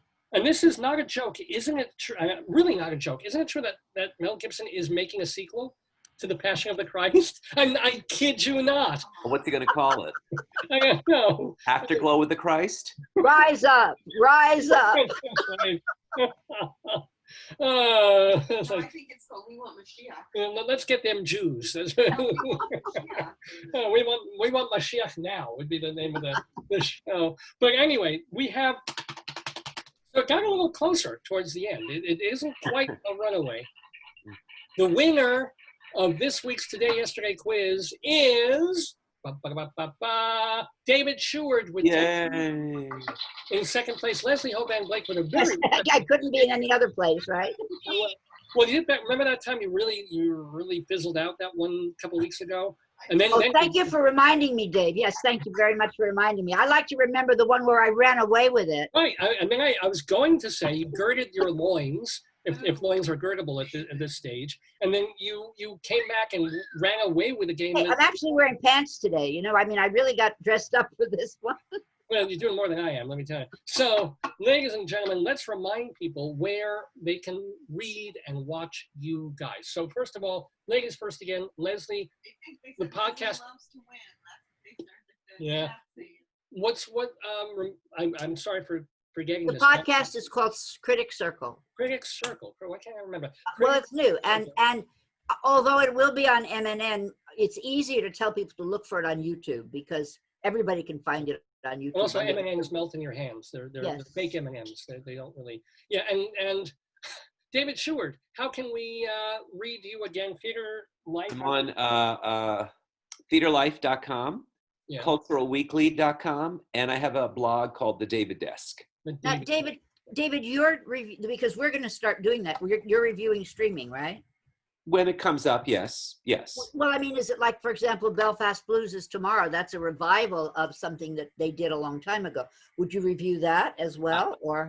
I could. It depends. Like I did Love Noel that the Irish Repertory did. Oh, wasn't it wonderful when they put in the players? It was awful in the theater. I gave it such a bad review.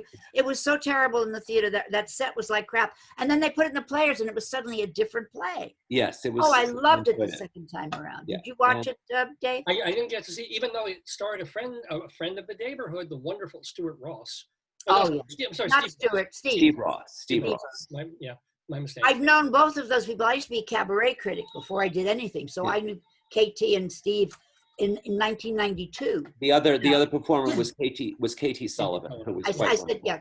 I mean, she hasn't been on the show, so I'm like, Steve Ross. I'm sure if you wanted her to come, she would come. Well, if you're watching, just call me DL and we'll get you on the program. Ann Hampton Calloway just did a benefit for the Great Barrington, Barrington stage. Our other friend of the Daverhood, yes, she's been on the program. Can you name some more people? That makes me look really good for having them on the show. I don't know anybody else. She's decomposing at the moment, but she's been on the program. Charlotte Ray also did. Oh, by the way, did you get my note that it was Charlotte Greenwood, not Charlotte Ray? That's what made me think. I was so embarrassed. I said to him that there was this eccentric dancer named Charlotte Ray, and he said that one. I said, no, it's a different Charlotte Ray. And it wasn't. It was Charlotte Greenwood. It wasn't a different Charlotte Ray at all. Was it accidentally got on my phone? It got translated into Italian, and it read Charlotte Verdiwood. It did. So tie these things up. David's trying to smile. He's just like, I'm trying to give him a that's such a stretch. Even the pig went on. I just go with it, I mean, the frog whispers things to me. Your pig is there. We get, the pig gets very big when you put it close to the camera. Does the frog do that too? Wait, I can't get the frog in the, oh, there he is. There he is. He looks better this way. There he is. What happens because the camera distorts the snout of the pig, and noses are difficult when you get them on camera. I guess that pig has tricky noses. That's a real bad one. Oh my God. I actually had to think that one through. Oh my God. That was actually good. Was it? Actually a good one, David. Yes. Thank you so much. That took some thinking. It took me a 30-second pause to get that one. Wow. Yeah. No more thinking. It's a weekend. No thinking allowed. But I think anybody else have a seasonal nose problem? I thought I was sick last week. I have a septum. I have a problem all year long. Seasonal change of temperature, and then the temperature went back up again, and I don't know. Yeah. Because I'm so scared now. If I have a sniffle, I figure, okay, I've got it. I'm going to die. You have a little cough, and it's like you're. I know. You feel like you have to wear a mask in class, David? Oh, sure, of course. Well, I missed the question. Yeah. If I have to wear a mask in class. And how many kids are in your class, or will be? It varies. The maximum is like 10. Oh, that would be a dream. My God, to have 10 kids in a room. That would be an absolute dream. Yeah, but they're in a utility closet, so it's all very. We've been watching and having wonderful fun with David Sheward, Leslie Hoban Blake. So great to have you guys here. The champion. Victorious, the champion. Does he get a crown or something? I wanted a belt, David. When I won, I wanted a belt. I wanted that says winner. So I'm still figuring out what's happening on the show next week. Thank you. Because we do have Stanley. Speaking of theater, speaking of theater people, we do have a theater guest on next show. It's going to be the playwright Charles L. Mee. Charles L. Chuck was our neighbor when we lived in Chelsea. No, sure. You know everybody. I know everybody in the world. Somebody said that to me once, and I just tangentially in some way. 60 Degrees of Leslie Hoban Blake, yeah. Yes. But he's a nice guy, I hope. Oh, lovely man. Lovely man. Oh, good. And the thing is, he was a neighbor. I didn't know he was famous. I knew him as Chuck. He was the neighbor. And then years later, I interviewed him in Louisville at the play festival. Yeah. And we were laughing about the fact that we each had a brownstone. We were in one brownstone. They were in the next brownstone. So. Yeah. So I interviewed him about 20 years ago, right around the time that the Big Love was being. Oh God! You remember Lynn Cohen was in Big Love. This last revival of it. She was wonderful. She was the old lady throwing tomatoes on the floor for her children. My son and a tomato. My son and a tomato. She was wonderful. That's a terrible waste of ketchup. I know. It is. Do you remember David? Do you remember her in that? Yes, and was that the one with the Island of Women? Yes. And I forget what it was, and these men are trying to kidnap them. It's based on the smallest scrap of known dramaturgy from the Greeks back whenever. It was like a paragraph, and the paragraph was that there were all these men and a couple of women, and you know, and what Women happened. had to be married against their will. Everybody had to, Exactly. 50 brides. 50 brides had to be married against And their then they will. kill all the grooms and then there's a trial. But Oh, Chuck so give said it it, away. Yeah. Chuck said it in contemporary times. And I saw it in Louisville, and the same director, Les Waters, directed it here as well, right? And it was the same director, but this was so much better. The whole concept was changed, the staging was changed, and it was just magnificent. So it was more theater and less Waters. I'm sorry. What was that? I get it. Yeah, you know, Joyce was also commenting that this tomato somehow. Oh, you got a real tomato there. Oh, hi, tomato. Yes, it's a tomato. Oh, look, here we go. Just that's better. Oh, We're throwing tomatoes here. He's got the goiter. He's got a little problem there, but we're okay. Well, he's had his allergies. He took his nose off this season. It was just annoying him terribly. Anyway, ladies and gentlemen, we've been. Now I'm hungry. Well, that was all prelude just to say that I want you guys back, of course, playing the today-yesterday game. I don't know if I can have you both next week just because of I'm figuring out what's happening next week on the show. Just but let me know. Please, you know, you are definitely invited back. Well, in the meantime, I've got to watch Monty Python and the Beverly Hillbillies, and what else do I have? Oh, and Gilligan's Island. Gilligan's Island. I got my work cut out for me this week. And Bertolucci's 1900. You really got. Oh no, Bertolucci's 1900. I already saw. That is. Well, that's where you got that one, right? Yeah. I didn't get that one, but I saw the movie. I love Bertolucci. I take 3 hours out and listen to Lucia di Lammermoor again, David. Just so you remember. Yeah. Donizetti. Donizetti, yes. Donizetti, who was, if I'm not mistaken, one of the mutant turtles, was he not? No, that was my Donatello. Oh, Donatello, thank you. You're they were all artists. I knew it was Don somebody, Donald Trump, Donatello. They were all artists. They were named for Renaissance artists, not opera composers. I don't know why I thought that. I thought I was being so clever that I knew that and I didn't know it. That's what you get. That's what smarty pants get. They don't get the answer right. Isn't it amazing being in a room, even with 3 theater critics? Like everybody's, no, that's not correct. That is not. Oh no, and an English teacher yet. So it's like, oh no, you won't get away with anything. No. Yeah. No. But I feel very good being back in the game. I'm happy to be back in the game. It's like being married to me. I'm thrilled to have you back. I'm thrilled that you're feeling great. Dave, you look great too. And tell my fan I'll be back next week. Okay. Yeah. Or whenever. Okay. Bye-bye. Bye-bye. Have a great one, guys. Thanks so much. Thanks so much. Dave, it was a lot of Congratulations, David. Thank you. Bye-bye. Thank you so much. Bye-bye. And no, I'm not leaving the room. They are. Hold on. We have to leave or you kick us out. Yeah. Bye-bye. Und bye. Bye. But you stay, everybody, watching all my Davidians at home, watching the Dave's Gone By Facebook, Podcasto, Programmio of the Stream. It's amazing how the Today-Yesterday quiz, which was just like sort of this minor segment, has become its own thing now. It took off, and people bring animals. It's got a whole other, like... You know, everybody's, isn't it interesting that I'm the weirdo, and yet everybody's got weird stuff? I don't think you're the weirdo. I think that you're all the weirdo. Yeah, that could be. Yeah. Look at Tango's he picks up fuzz very nicely on camera. Yeah, he had an accident. They are indeed. These are the special ed BOCES kids. But all right, here we go. It is about 20 to noon Eastern time here in the Daverhood. We're doing Dave's Gone By, our 756th episode. No, sorry, 65th, 765. With me, Dave Lefkowitz, my wonderful wife, Joyce, potato, tomato, chicken. We're all here. And you know what we haven't done yet? What? We haven't gone back to Colorado yet. I'm using Mac commands on a PC. Because we have our Colorado Limerick of the Damned coming up. We also do have Dave's Big Dictionary, where I'll be talking about the word rise. But before all that, oh my gosh, Joyce and I lived in Greeley, Colorado for several years. This is truly the hometown newspaper, Greeley Tribune. It's been around for well over 100 years. It's a weird angle on the screen. Well, this one, it got shunted. Yeah. I backed into it. There we go. I think we'll just do without it for a bit. So anyway, the Greeley Tribune, all the ways a tree can kill you. This was an actual front page of the newspaper. I don't know why I can't hold it properly. Here it is. Yes, this not an artist's rendering.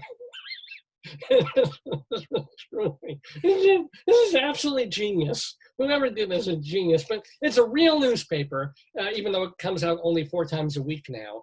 But it's daily on the web. And what's cool about it is they have a sense of humor at this paper. And every week they gather together the weirdest, funniest phone calls that come into the local police department, and they print those in a column. And they also do a column of stories that were in the local paper, the Tribune Republican, it was called then, of 100 years ago in that newspaper, stuff that was in there that we might find amusing now.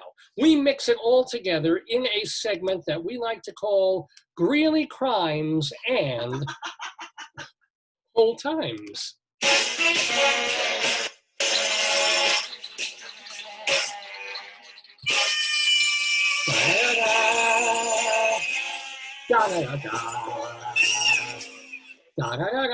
Greeley Crimes and Old Times, it is, ladies and gentlemen, because, it's a fun column. Both of the columns are kind of fun with a great sense of humor. And it also, I don't have to do any work. I just have to read the stuff to ya. Are you ready for Greeley Crimes and Old Times, my darling? Here we go. And by the way, a big thank you, as always, to Mike Peters for doing the Old Times column in the paper, and Trevor Reed for doing the modern crimes. Let's begin with some modern crime, shall we? Police responded to a grocery store on 11th Avenue, where a man was out back huffing what smelled like paint fumes.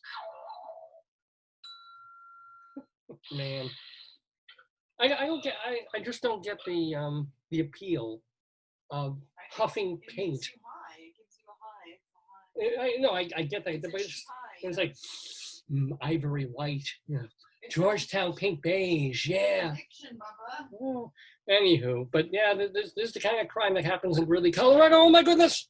Oh my goodness, hon! It's a chicken alert. This is when we have a story about a chicken.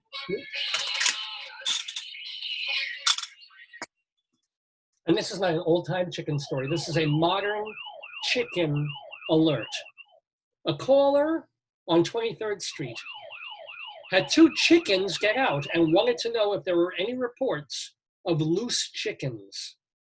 And police apparently responded, there's no loose chickens, but a couple of sluggy hens, if you know what I'm saying. And I think you don't. Police responded to suspicious activity on 13th Avenue, where a caller reported, quote, a weird drunk bum guy opened the screen door. Well, you never know where Seth Rogen will turn up, but let's get to some old time stuff. Here we go. This is from 100 years ago in the newspaper. A Keensburg man, Paul Weng, was the pilot of a plane which ran out of control in Missouri last week. Weng was outside the plane and turning the propeller blade to get it started when the propeller took off and pulled the plane across several fields on the ground until it crashed into a ridge. The passenger on the plane was Lieutenant Colonel Theodore Roosevelt Jr., who, by the way, was not injured. That's pretty cool. That's pretty amazing. I want to let you know that Malcolm McCord, age 25, was arrested in LaSalle for selling moonshine booze. He made it himself and was selling it for $6 per pint. Officers said the liquor had, quote, a very peculiar odor. Well, doesn't that sound like a lot of money back then? It's a lot of money. $6 a pint. I mean, $6 was Because like, the town was dry. I guess you yeah. had to pay for what you wanted, But $6 for just a pint is nothing. Anyway, moving back to modern times, an animal control officer responded. Oh, I hope it didn't sound like this. Responded to Bittersweet Park, where a caller reported 2 ducks in a pond. The ducks appear to be domesticated. Now this makes me wonder, it's like, A, how can you tell that these were, were they drinking tea and watching Masterpiece Theater? I mean, what is a domesticated duck? Yeah, you see, duck. It's a duck. They have a leash or something. They have a They little weren't coat. watching Yummy Mummies. Yeah, right. Exactly. No Yummy Mummies. A caller at a nursing home on 27th Avenue reported that a man said he was going to kick another man's butt. What were they arguing about? You want to take a guess on this one? So two old guys in a nursing home, one threatening to kick the other one's butt. Taking his dessert. Nope, not taking the dessert, not taking the Jell-O. What's another? I don't know.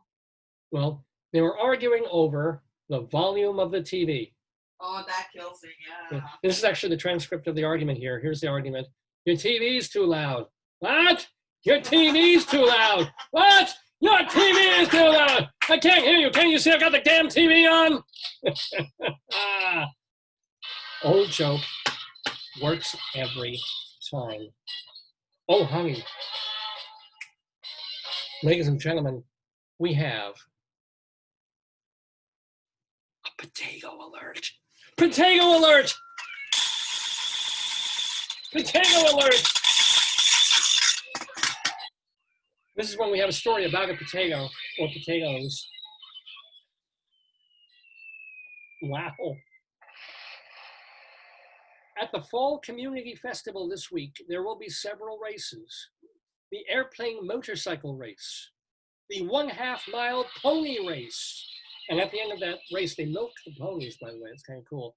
Daredevil race, running race, the 6-mile sidecar race, and the potato race. Better than the human race. So exciting when we have potato stuff to talk about in Greeley Crimes and Old Times. We have, oh my gosh, I didn't get to do these last week. So we have a backlog now of when we go elsewhere for stories in Greeley Crimes and Old Times, because most of the stories, almost all the stories, are from Greeley, Colorado, and Weld County. But sometimes we go far afield for interesting, unusual news. And that's what we're going to do. We're going to go now to your favorite place, Philadelphia, Pennsylvania. Philly, PA. And this is the kind of story that could only involve the New York Mets. Former New York Met baseball player Zach Wheeler, might as well still be a Met, Wheeler, who left the club after 7 seasons to join the rival Phillies on a 5-year, $118 million deal, is having his next start pushed back. Why? Because he injured a nail on his pitching hand. Oh. How, I hear you ask? No. By putting on his pants. You tell me what you're doing. It's very sore, says manager Joe Girardi. I hope referring to the guy's finger. You can't make this up. And conveniently, the injury will keep Wheeler from having to pitch against the Mets this week. The right-hander has been spectacular in his first season in Philadelphia. He's 4-0 with a 2.47 ERA, 36 strikeouts, and 9 walks. So maybe he's not a Met after all. But yes, he injured his nail on his finger, putting on his pants. And Joyce is reminding me to remind you that, of course, I injured badly one of my fingers watching TV and eating ice cream. This is, I told this story. In fact, I was, on the air the week after this happened. I was watching TV in my pajamas, eating gelato. Wasn't it? That's right. It was gelato, the Talenti gelato that we love. And it was like 9 o'clock at night. Joyce was out in New York. I was in Colorado and wasn't expecting anything. And then the kitchen phone rang, which it never does. And then we had it on really loud. And so I got really incredibly startled. And my finger was sort of like in the button of the top of my... Yeah, right. It was like, okay, I was probably eating this. I was like this, or scratching my chest under my pajamas. And I pulled my hand out real quick, and I heard a pop. And I ran to the phone, and of course the phone was like a political spam call. And meanwhile, I'm looking at my finger. Wasn't it me? No, it wasn't you calling. That was the worst part of the whole thing. Was that it was a fake a poll vote for. So one of the reasons I don't vote Republican, so it was the damn Republican canvassing people, and it was pre-recorded too, and just my finger went like, I literally couldn't lift the end of the finger. And they call it mallet finger. It's a thing that mostly you get from sports injuries. Yes. Volleyball players get this if they get hit the wrong way. I think I just gave myself another one doing that. This horrible thing. And literally for weeks I had to do exercises and put a splint on, and it has never healed completely properly. If you look at the way it goes, it was this finger. So yeah. So I understand injuring a fingernail putting on pants. I really, really do. By the way, since we're staying on the eastern seaboard or East Coast, let's move from Philadelphia to Connecticut for our next Greeley Crimes and Old Times item. Dateline Connecticut, September 16th, reported by UPI. Police, this just made me very happy because I haven't heard this word in about 30 years. Police in Connecticut shared a video of a beefalo, which is, as we remember, a hybrid of a bison and a domestic cow that escaped from a slaughterhouse a month ago. The Plymouth Police Department said the animal, dubbed by officers as Buddy the Beefalo, was caught on camera repeatedly approaching a trap set by the department. But the animal was ultimately steered clear. Okay, steer. Buddy escaped from a trailer outside the Plymouth Meats Processing Facility on August 3rd and has been on the loose ever since. Police warned the public to keep a safe distance from the aggressive hybrid animal. Efforts to capture Buddy are still underway, and if they get him, here's the cool thing. At least this is what they're saying. He'll be brought to his new home, the Critter Farm Sanctuary in Gainesville, Florida. And then to the McDonald's in Leesburg, Florida. But no. And it says, Buddy the Beefalo. Do you remember when beefalos first came out?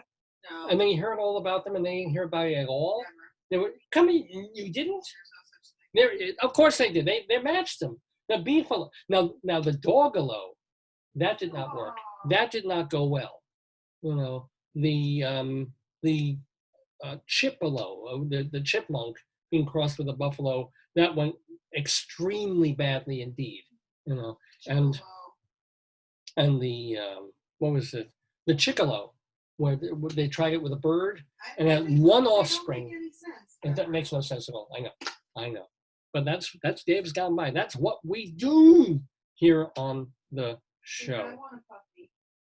Joyce is in that mode again where she misses our dog terribly, and she wants a puppy. And I guess I don't blame her. We'll get another dog at some point, or I'll just wear a leash and you can walk me around the yard. Get Magua, the mind-sniffing rat in Cambodia. Say that again. He's Magua, the mind-sniffing rat in Cambodia. There is, speaking of going far afield for Greeley Crimes and Old Times News, Magua. I can't show you because New York Times won't let me, just this thing. Well, but we can show the picture. Yeah, I can't read the Times article because the Times is, This is Magua, award. the mind-sniffing rat. He won an award, David. Reason award for bravery in Cambodia. Actually, the greatest bravery was just avoiding being cooked by Cambodians. But I don't know what that means. Don't know what that means. Thank you. It is no longer necessary, by the way. This is Old Times in Greeley Crimes and Old Times. No longer necessary for Greeley residents to boil their tap water before drinking it. Health officials now say the water is free from the typhoid germs. Thank you. And so, thank goodness for that. Would you, if they told you that, would you drink? No. I'd say, you know what? Not gonna happen. I actually have some typhus water in my mug. It's not bad. How is it? A little bit scummy, but it's not bad tasting scum. That's what she said. Anyway, let's do a couple more Greeley Crimes and Old Times. Police responded to a gas station on 10th Street where a man, this is quite wonderful, this happened last week, where a man was playing with the gas pumps. The caller was worried he was going to start a fire. Why would you play with the gas pump? It just, what game? What can you do? I think it's called squeeze the gas pump. I guess. But the thing is, if you haven't put in your credit card, nothing comes out, right? Well, maybe this is one that doesn't have that. Yeah, and it was just picking up the gas pumps, playing with them. But These things are slow. It could be. And people are so bored in the video games and Yeah. was it Tarsus? Don't they say play with fire, right? Isn't that playing with fire? This is, after a while, Angry Birds just gets boring. Yeah. You want to go to your local gas station Yeah. and go, I guess. I can only imagine, my friends. I want to let you know that a caller on 29th Street was drunk earlier in the week and did not remember anything. He wanted to know if there was a report made about him at the police department. That's drunk, man. Oh my God. I'll tell you, if that was my friend, I'd be like, oh, you borrowed $50 from me that day? Yeah, if you could you pay me back, that'd be really I cool. think you should say that. Yeah. Yeah. You also told me, I'd have your apartment for free. Yeah, you're doing it. You're thinking it. Oh, holy moly! 2 in one day. Potato alert! Potato alert! Potato alert!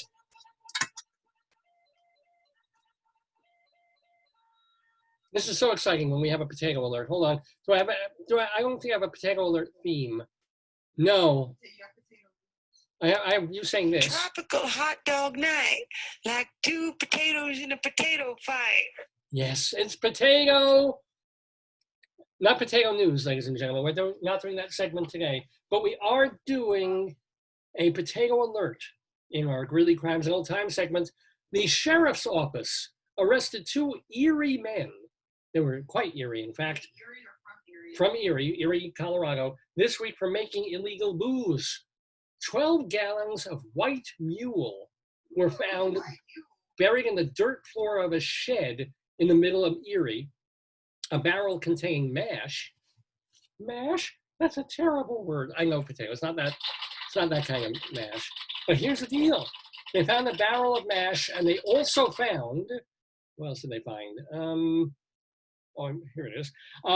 Fermenting in the mash were prunes, raisins, lemons, oranges, corn, barley, and potatoes.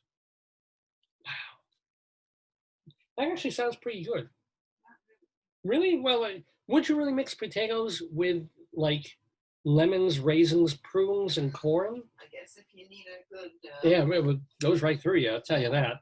Anyway, it's time for an advertisement.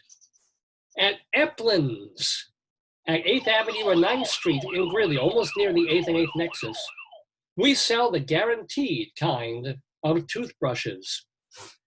What's a guaranteed toothbrush? Well, they say each brush must give you entire satisfaction. Really? One good drugstore. Yeah. You don't think that's a lot to ask? That's a lot to, even, I gotta say, as good as this toothbrush is, no matter where I put it, it doesn't give me complete satisfaction. It almost gets me there, but then I gotta, the water pick has to take over, if you know what I'm saying. But back in the day, Eplin's had those toothbrushes, the guaranteed ones that are that give entire satisfaction. I can get some satisfaction. I got teeth here with impactions, and I brush, and I work, and I also use this on my tush. I don't know what that means. Anyway, ladies and gentlemen, it's a little bit after noon here in the Daverhood, and we have just completed Greeley Crimes and, if I can bring that up, and Old Times. Mr. Horace Greeley was no fool. I'm sure that you'll agree with me that Greeley was no fool. But he is getting at his that Mr. Greeley was no fool. Yippee-yi, yippee-yi, yippee-yi, yi-yi, yippee-yi, yippee-yi, yippee-yi.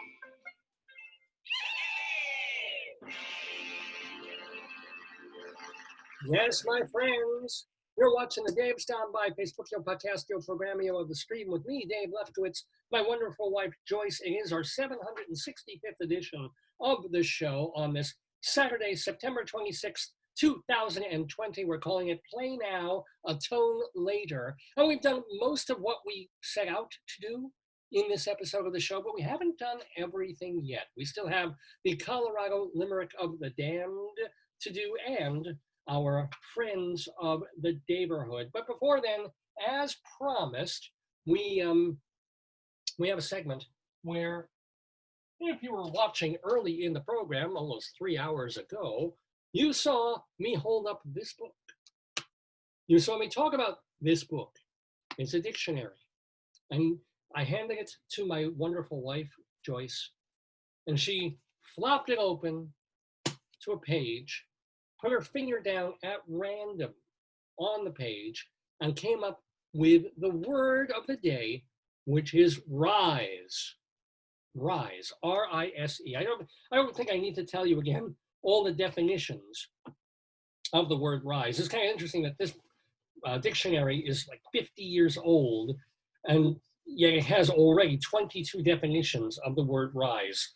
Among them, to stand or assume a more nearly erect position after sitting or lying down, to get up after sleeping or resting, to return to life after dying, to rebel or revolt, to end an official assembly or hearing, to go to a higher place or position, to appear above the horizon, to advance in status, rank, etc., to become erect or rigid, to extend or incline upward, to go up in pitch, to increase in amount or degree, to become, I was doing so well there, to become louder, to become stronger, more vivid, to protrude or stand out, to originate or to begin, to have a source said of a stream. Oh, interesting. To happen, to occur. Yeah. It just goes on and on. But yes, lots and lots of definitions of the word rise. So I have to take about 5 or 10 minutes and talk about that word on Dave's Big Dictionary. Extra, tell all about it. It's Dave's Big Dictionary.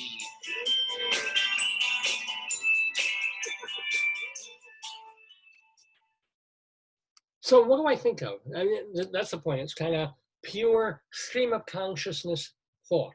What comes into my head, or if any stories or any anecdotes come to mind. And I have to say this segment was a lot easier years ago when we started doing it, because I was playing music during the show as well. It's now a purely talk show. Back when I was doing it on college radio, it was also a music show. I got to play DJ, which I love. But playing 4 or 5 or 6 songs at a time gave me the chance to actually think and come up with something, as opposed to just sort of doing it completely on the fly. And if you've ever done it on the fly, they usually get crushed and they don't enjoy it. But here's the deal. The word rise. First thing, I don't know why, but variations of the word popped into mind.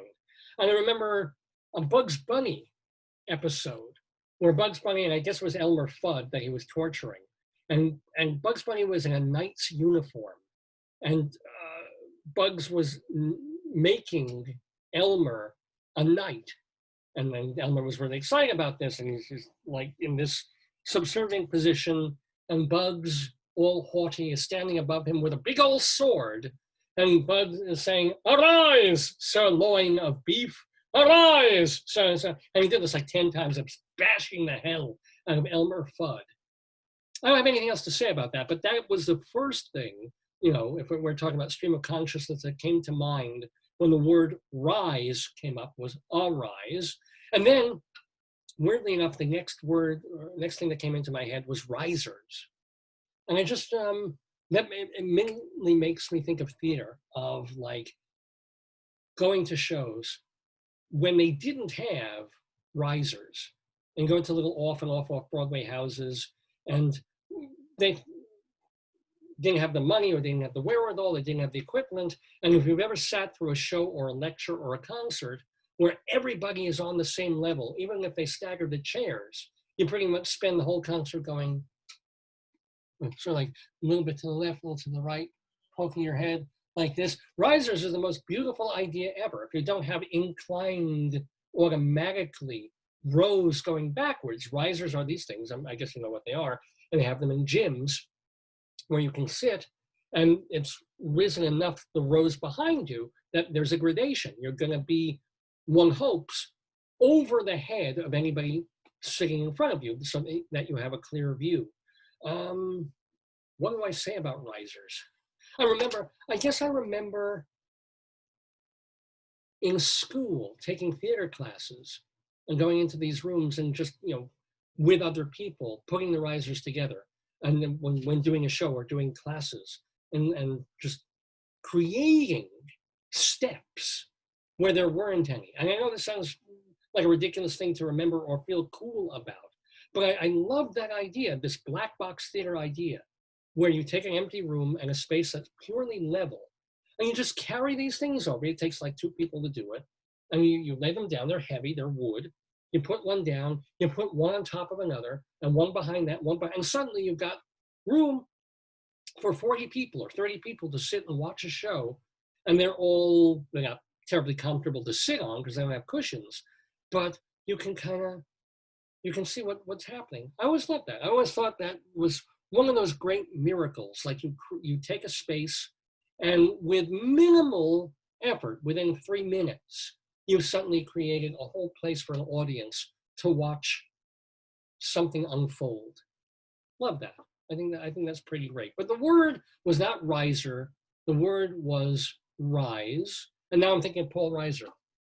Okay, now I'm thinking of Mad About You and Paul Reiser, the comedian, whom I feel a little angry about because years ago I approached his people to have him be a guest on the show, and like basically got the cold shoulder from him.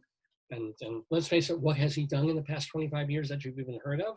Or didn't I do a reboot of Mad About You recently?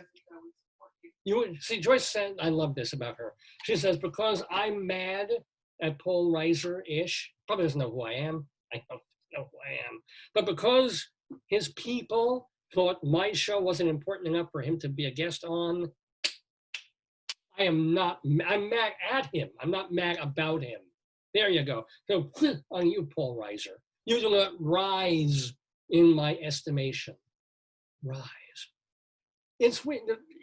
Maybe it's because I mentioned Trevor earlier in the program from my years on WGBB radio, but rise also has this weird religious connotation in my head right now. This idea, not even necessarily literally Jim Caviezel rising from the dead in the movie that I never saw and never will, but there's this rise, this sunrise Jesus-y, religion-y thing.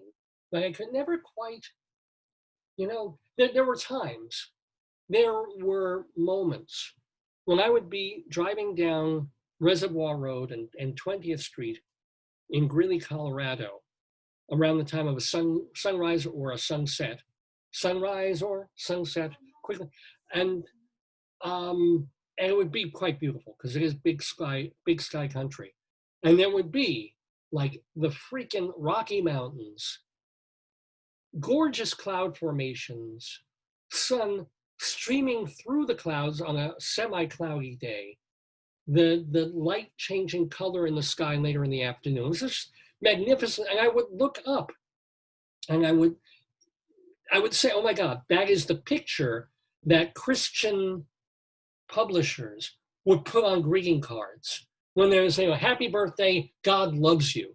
And you would literally see the sunlight streaming through the clouds that way, going over the mountains, over this beautiful sky, over this gorgeous landscape. And I would be like, we mock that. It's got that Thomas Kincaid fakeness to it. If you put that up on your wall somewhere, and it's just a little bit like cloyingly too beautiful, too hyper real.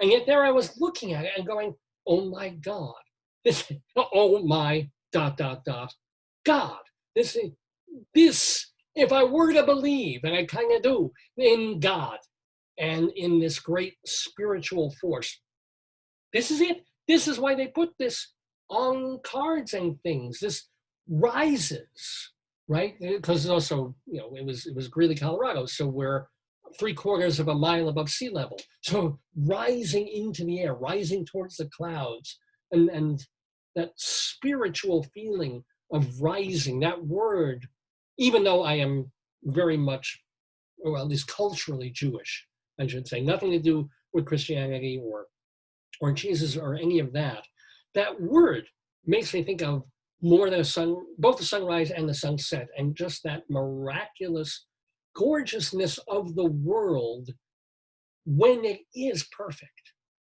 man. You don't get that. And even living in Colorado, the world was far from perfect, but you get those moments driving up the highway, facing the sun and the clouds over the mountains. And it's like, it was God, if he exists or she exists, rising to the occasion.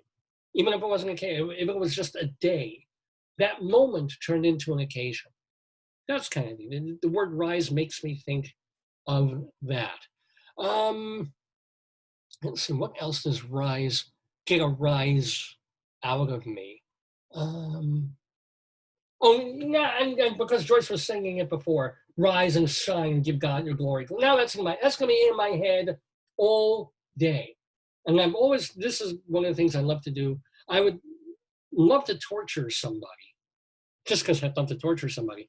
I would love to have them in an elevator. And I always have this fantasy. I always have this dream. It's not one of my pornographic dreams. This is just one of my regular dreams.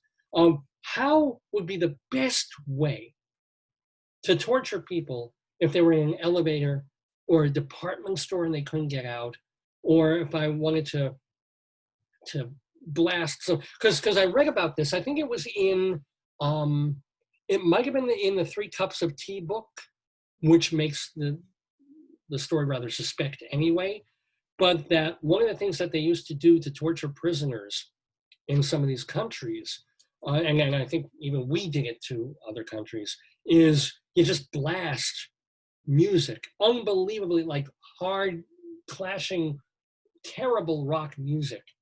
And you play 2 radios at the same time so that it's blasting.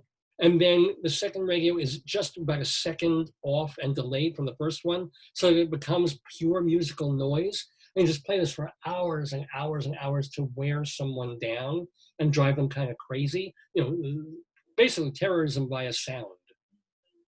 My idea of terrorism via sound is if you put someone in an elevator for a weekend and you just play the entire catalog, let's say of Wesley Willis. It's over and over, virtually the same song, but all different, but virtually the same. And then you ask them anything and they will tell you anything, right? What if you did that? That goes even beyond playing Metal Machine music or something like that. And yet, I thought, how many times, if you just stood next to someone in an elevator and started singing, rise and shine and give God your glory, glory, rise and shine and give God your glory, glory, rise, and never getting to the chorus, by the way, just over and over. And then there's like rise and shine and give God your glory, but I don't go there. I just how many, I think someone would last about a half hour of that. And no modulation in pitch, or never even modulating to change the key, just rise and shine and give God your glory, glory, rise, and half an hour, 45 minutes. And of course, the victim would have to be tied down or tied to those bars that you hold on to on the sides of the elevator, because otherwise they're throttled. Otherwise they would kill me instantly. But how many hours before they completely lose the thread and before they just go, and that was one of the songs that I can imagine doing that to a person that I really, really despised, Mitch McConnell. How would I affect that by singing that particular song? Anybody else have that fantasy of how you would torture people with a particular song? Kind of as you have to figure it would. Family Guy caught that thread in that magnificent episode where Peter Griffin falls in love with the song Serpent Bird by the Trashmen. And he just plays it day and night. Anytime somebody mentions it, he plays it again, and it drives the family completely and utterly crazy.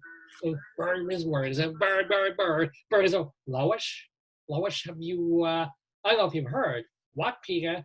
Have you heard what, Peter? Bird, bird, bird. Bird is a word. If you've never seen the episode, you must. Anyway, I think I'm rising from the ashes of this segment that we have called Dave's Big Dictionary on this 765th episode of Dave's Gone By with me, Dave Lefkowitz. Still have... Oh, Ann, hey, yeah, oh, we haven't gotten names. Are there any new names or anything like that?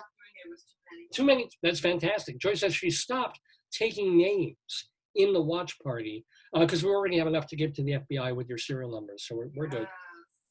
Yes, Queen, yes. We still have our Colorado Limerick of the Dam to do. I apologize. God, But what? You can say Abby, Hello, Abby. Trevor, Lisa, Shelley, and Ann. Shelley and Ann. And by the way, Abby, you missed it. We had a whole road named after you. Oh well. Remember, if you missed any part of this episode, You can do dancing. You can do dancing. Write to davesgoneby.com, which is our website, davesgoneby.com.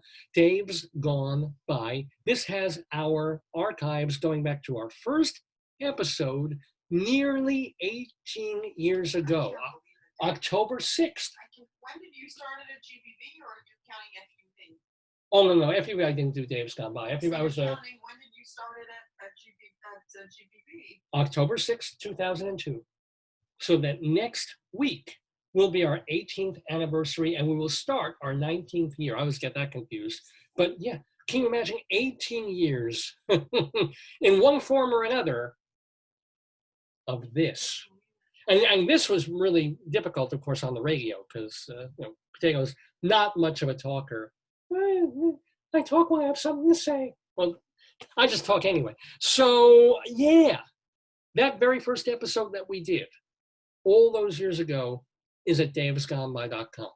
We don't have the second episode, that's lost to history, but we got the third and the 5th and the 15th and the 25th and the 125th and the 625th. They're all there.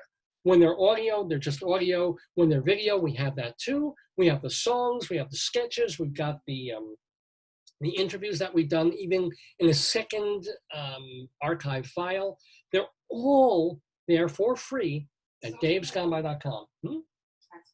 It's fantastic. And remember, we also keep our archives at archive.org. Just look for Dave's Gone By. We also have a channel on castbox.fm if you just want the audio of every episode that we have ever done. And we also put everything we do on YouTube. The problem is a lot of our YouTube episodes in the middle years, when this was also, when I was doing a 3-hour program of Dave's Gone By, the whole point was at least an hour of it was music. I was playing DJ. I had to stop doing that because of Facebook and YouTube, and I miss some of that too. Give me a break. And I also love sharing music. But the thing is, YouTube went back to those episodes and said, you can't play this. You owe money to this publisher, and you owe money to this concern and that concern. So we're going to either take the episode down or mute part of it. So half those episodes are muted. I don't even know what the hell's up with them. YouTube is not the best place to catch up with Dave's Gone By. Catch up. Best place is davesgoneby.com. That is really the best place. And remember, you can also write to me, davesgoneby@aol.com. davesgoneby@aol.com, and check my Twitter handle, Radio Dave 2. Radio Dave and the number 2. Now I mentioned there's RBJG, Ruth Bader Ginsburg, and then there's DGB. That's true. I am my own Supreme Court. I don't even know what that means. I'm sorry. 3.5 hours in, my lips start to, but it's okay. Because, I want to thank, first of all, David Sheward and Leslie Hoban Blake for joining us in the Daverhood. They're longtime friends of the Daverhood. They've been interviewed on our Tony Award specials, and then they've come on and been theater critics espousing, as you've seen, the joys of theater. We thank them for returning to this episode. They are, of course, friends of the Daverhood.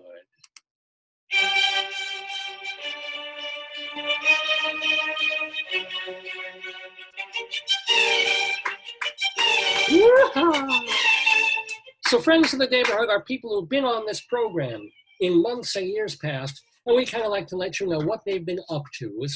It brings us credit when we have somebody on and they end up doing wonderful things years later. For example, he hinted at this when he was on the show, and he was our last in-person guest to date when we've been doing this show. Robert Biagas, my old boss at Playbill.com. He is the new editor-in-chief of the Encore Theater magazine. So it's going to be all about theater, and yes, I know there's no theater right now, but he'll be dealing also with theater in all its guises: outdoor theater, distance theater. I know music. Oh, of course I do. Dave gets Alzheimer's. Poor David. Oh, honey. It's music you're playing with yourself. Encore. You're in control of the music. Well, EncoreMonthly.com is a place to, and also, yes, they will be talking about virtual theater. All kinds of theater that is still going. Is this brand new magazine put out by people who I guess have the money to do a magazine now. It's online. It's a virtual thing. And Robert Biagas is the editor-in-chief. So huge congratulations to him. So yay, and remember your old aide-de-camp Dave when you're looking for freelance writers to contribute. Anyway, well, thank you, dear. I want to wish a mazel tov, or really congratulations, to Al Stewart, the composer, the guy who wrote Year of the Cat and a bunch of other songs that were hits on the radio in the 70s. Well, he just got married. Mazel tov to him, to his new wife, Jill. That happened on September 12th. So yay to Al Stewart.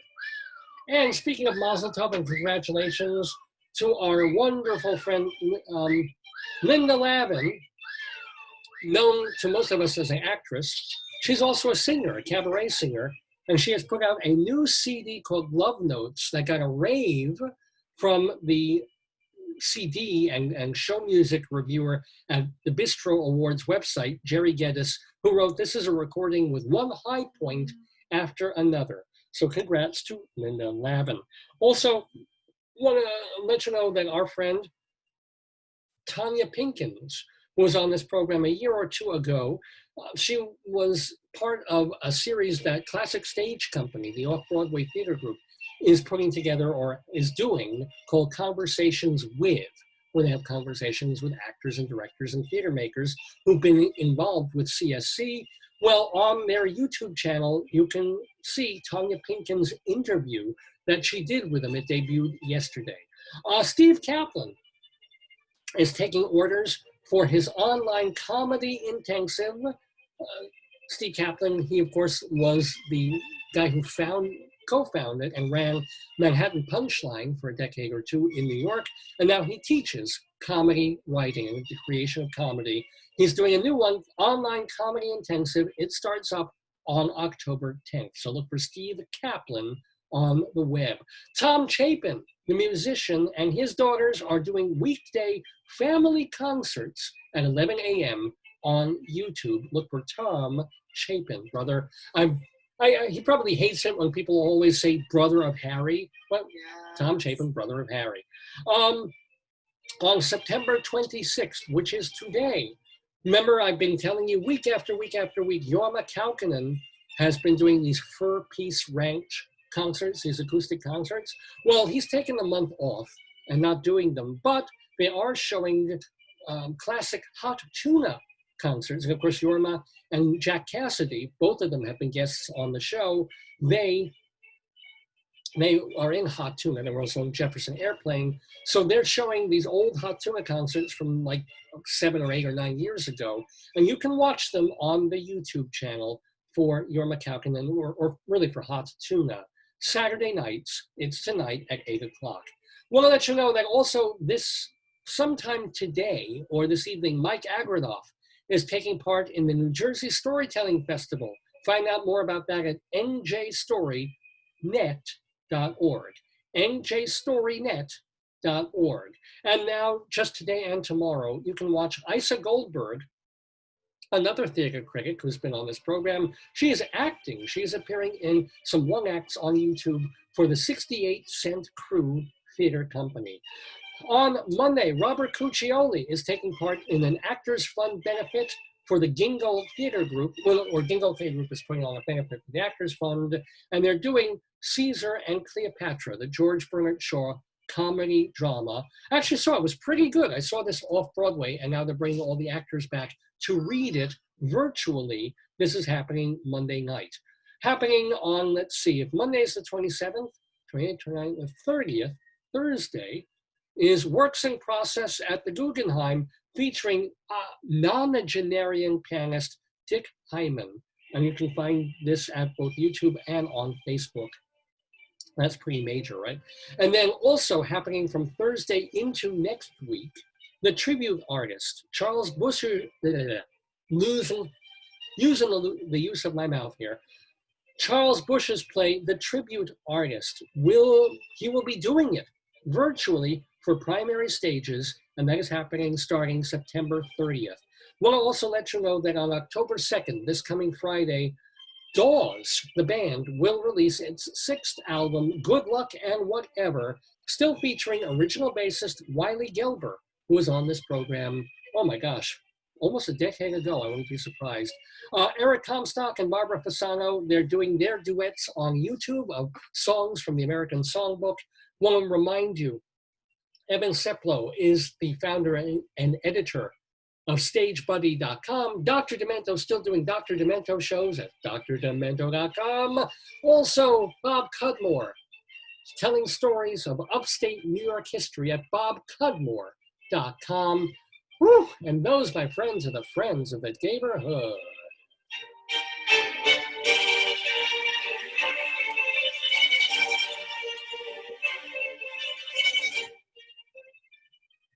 I love these classical music breathers because they allow me to breathe.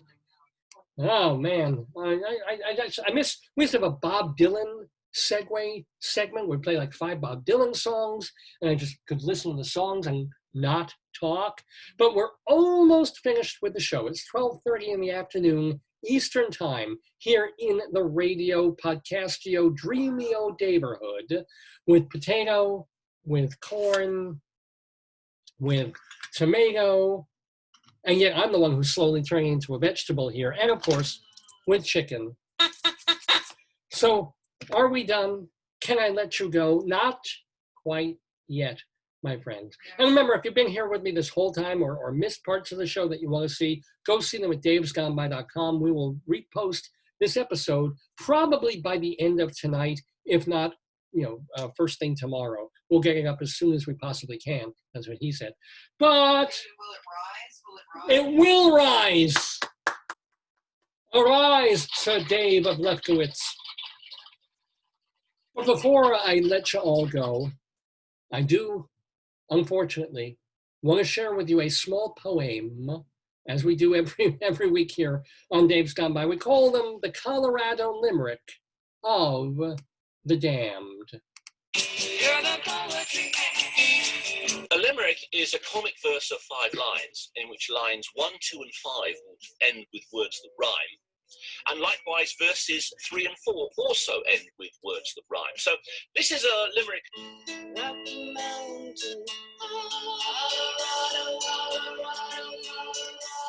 Our friend Christine Lavin there is doing the Colorado. So Joyce and I lived in Colorado for about 9 years. And for no particular reason, I started writing a poem about all the different towns and places in Colorado that I could think of. And quite honestly, it went beyond what I could think of. It became consulting a couple of files on the web of, oh, I've never heard of those towns in Colorado, but that's an easy rhyme. Or sometimes they're not so easy. I've done about 120 of them at this point, still making the occasional new one. And I go through them week after week after week on this program, lucky you. Colorado Limericks of the Damned. And today we go to Clifton, Colorado. I know you haven't heard of it. Clifton, Colorado, a small community of about 10,000 people in the Grand Junction area of western Colorado. It's only 25 miles from Utah. Home, not really known for much of anything else except of James K. Robb Colorado River State Park. So it's another one of those parks where you can't even remember the name, it's so long. But like every place else, it's a beautiful place in Colorado called Clifton, Colorado. And therefore, because it's so beautiful and so nice and so spacious and so open, I have to defile it with a poem that is horrible and disgusting and tasteless and sick. It's what I do. So get the kids out. Oh boy, get the kids out of the room for this one. Yeah. Our Colorado Limerick of the Damned for Clifton, Colorado. I know a young athlete from Clifton who damaged herself while weightlifting. She can't take a shit without pain in her clit and both of her ovaries shifting. Remember to send your complaints to davesgoneby@aol.com, davesgoneby@aol.com. You can also post your messages right here on our Facebook page during the show and all week long. You can either send me, if you're a friend on Facebook, feel free to send me a direct message, or you can post on the timeline of the show. But either way, we'd be very, very happy to hear from you. Things you liked, things you didn't like, things about Clifton, our Colorado Limerick of the Damned, whatever you feel like sharing, I'd love to hear.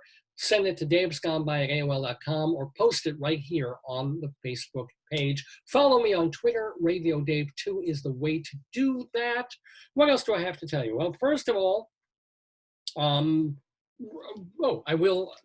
previewed this already, but a reminder, you definitely want to tune in next Saturday from 9 until noon or thereabouts, because our guest on the show, I don't know who the guests are going to be on our quiz, but I do know that our guest talking to the great Rabbi Saul Solomon will be the playwright Charles L. Mee, or as most people call him, Chuck Mee, author of The Big Love and a lot of other interesting plays for many, many years now. I mentioned that I interviewed him for Playbill.com 20 years on. He's still alive. He's still creating theater, including a virtual piece that's going to be done very, very soon. So he's going to be on the show talking with Rabbi Saul about that.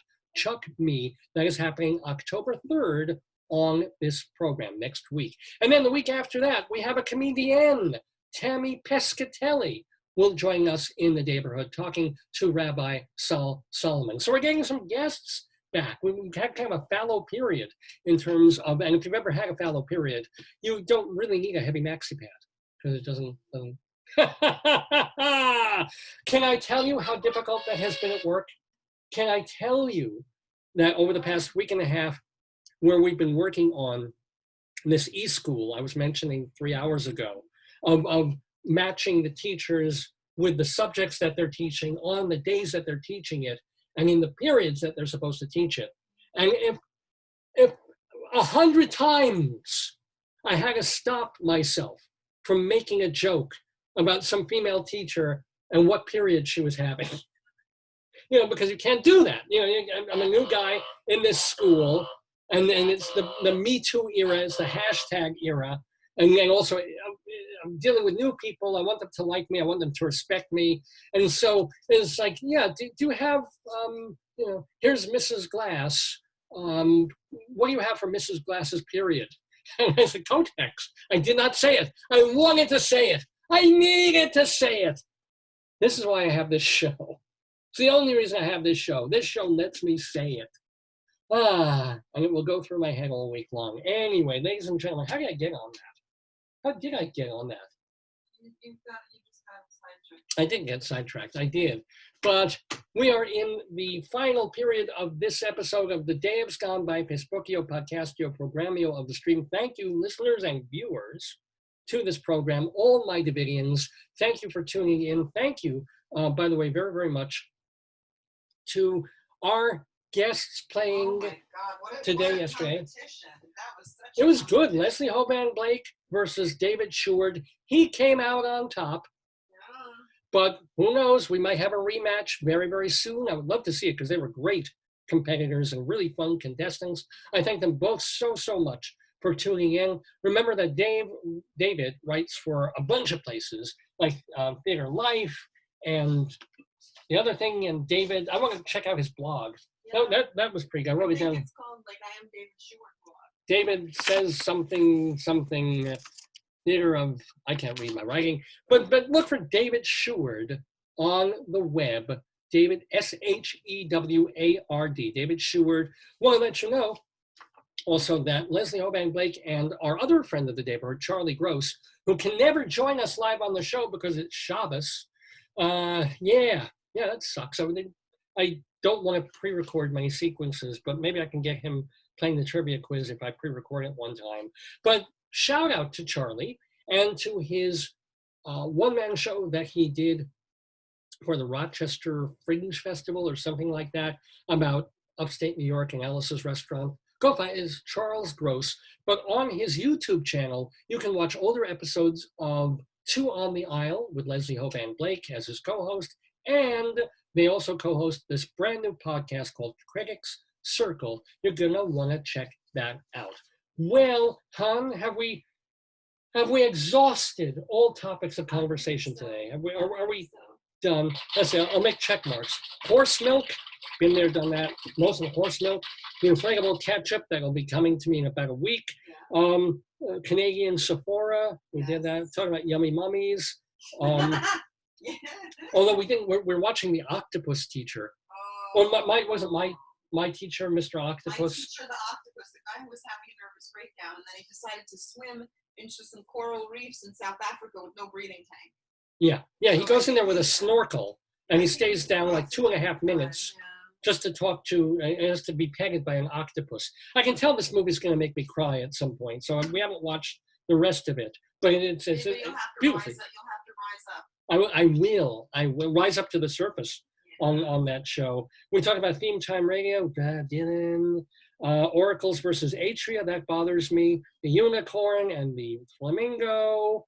I still, because it went away. Joyce, no, you know what, I'll save that. I've saved it for so many months. I'm gonna save that for next week. There we go.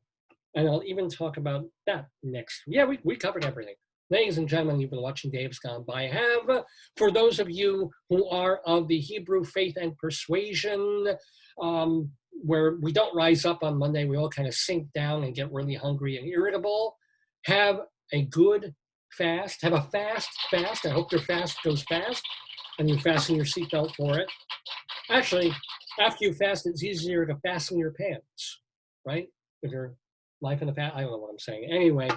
Have a good Yom Kippur, everybody. Well, every Jewish body. All you other bodies have a fine, good week. Enjoy the good weather. And we will see you, Lord willing, and the sun does rise, on the next episode of Dave's Gone By. Till then, be good. May your name be written, the shofar be blown, so he still drives your limo, and gone by. Days gone by. Days gone by, there goes the day. Days gone by, there goes the day.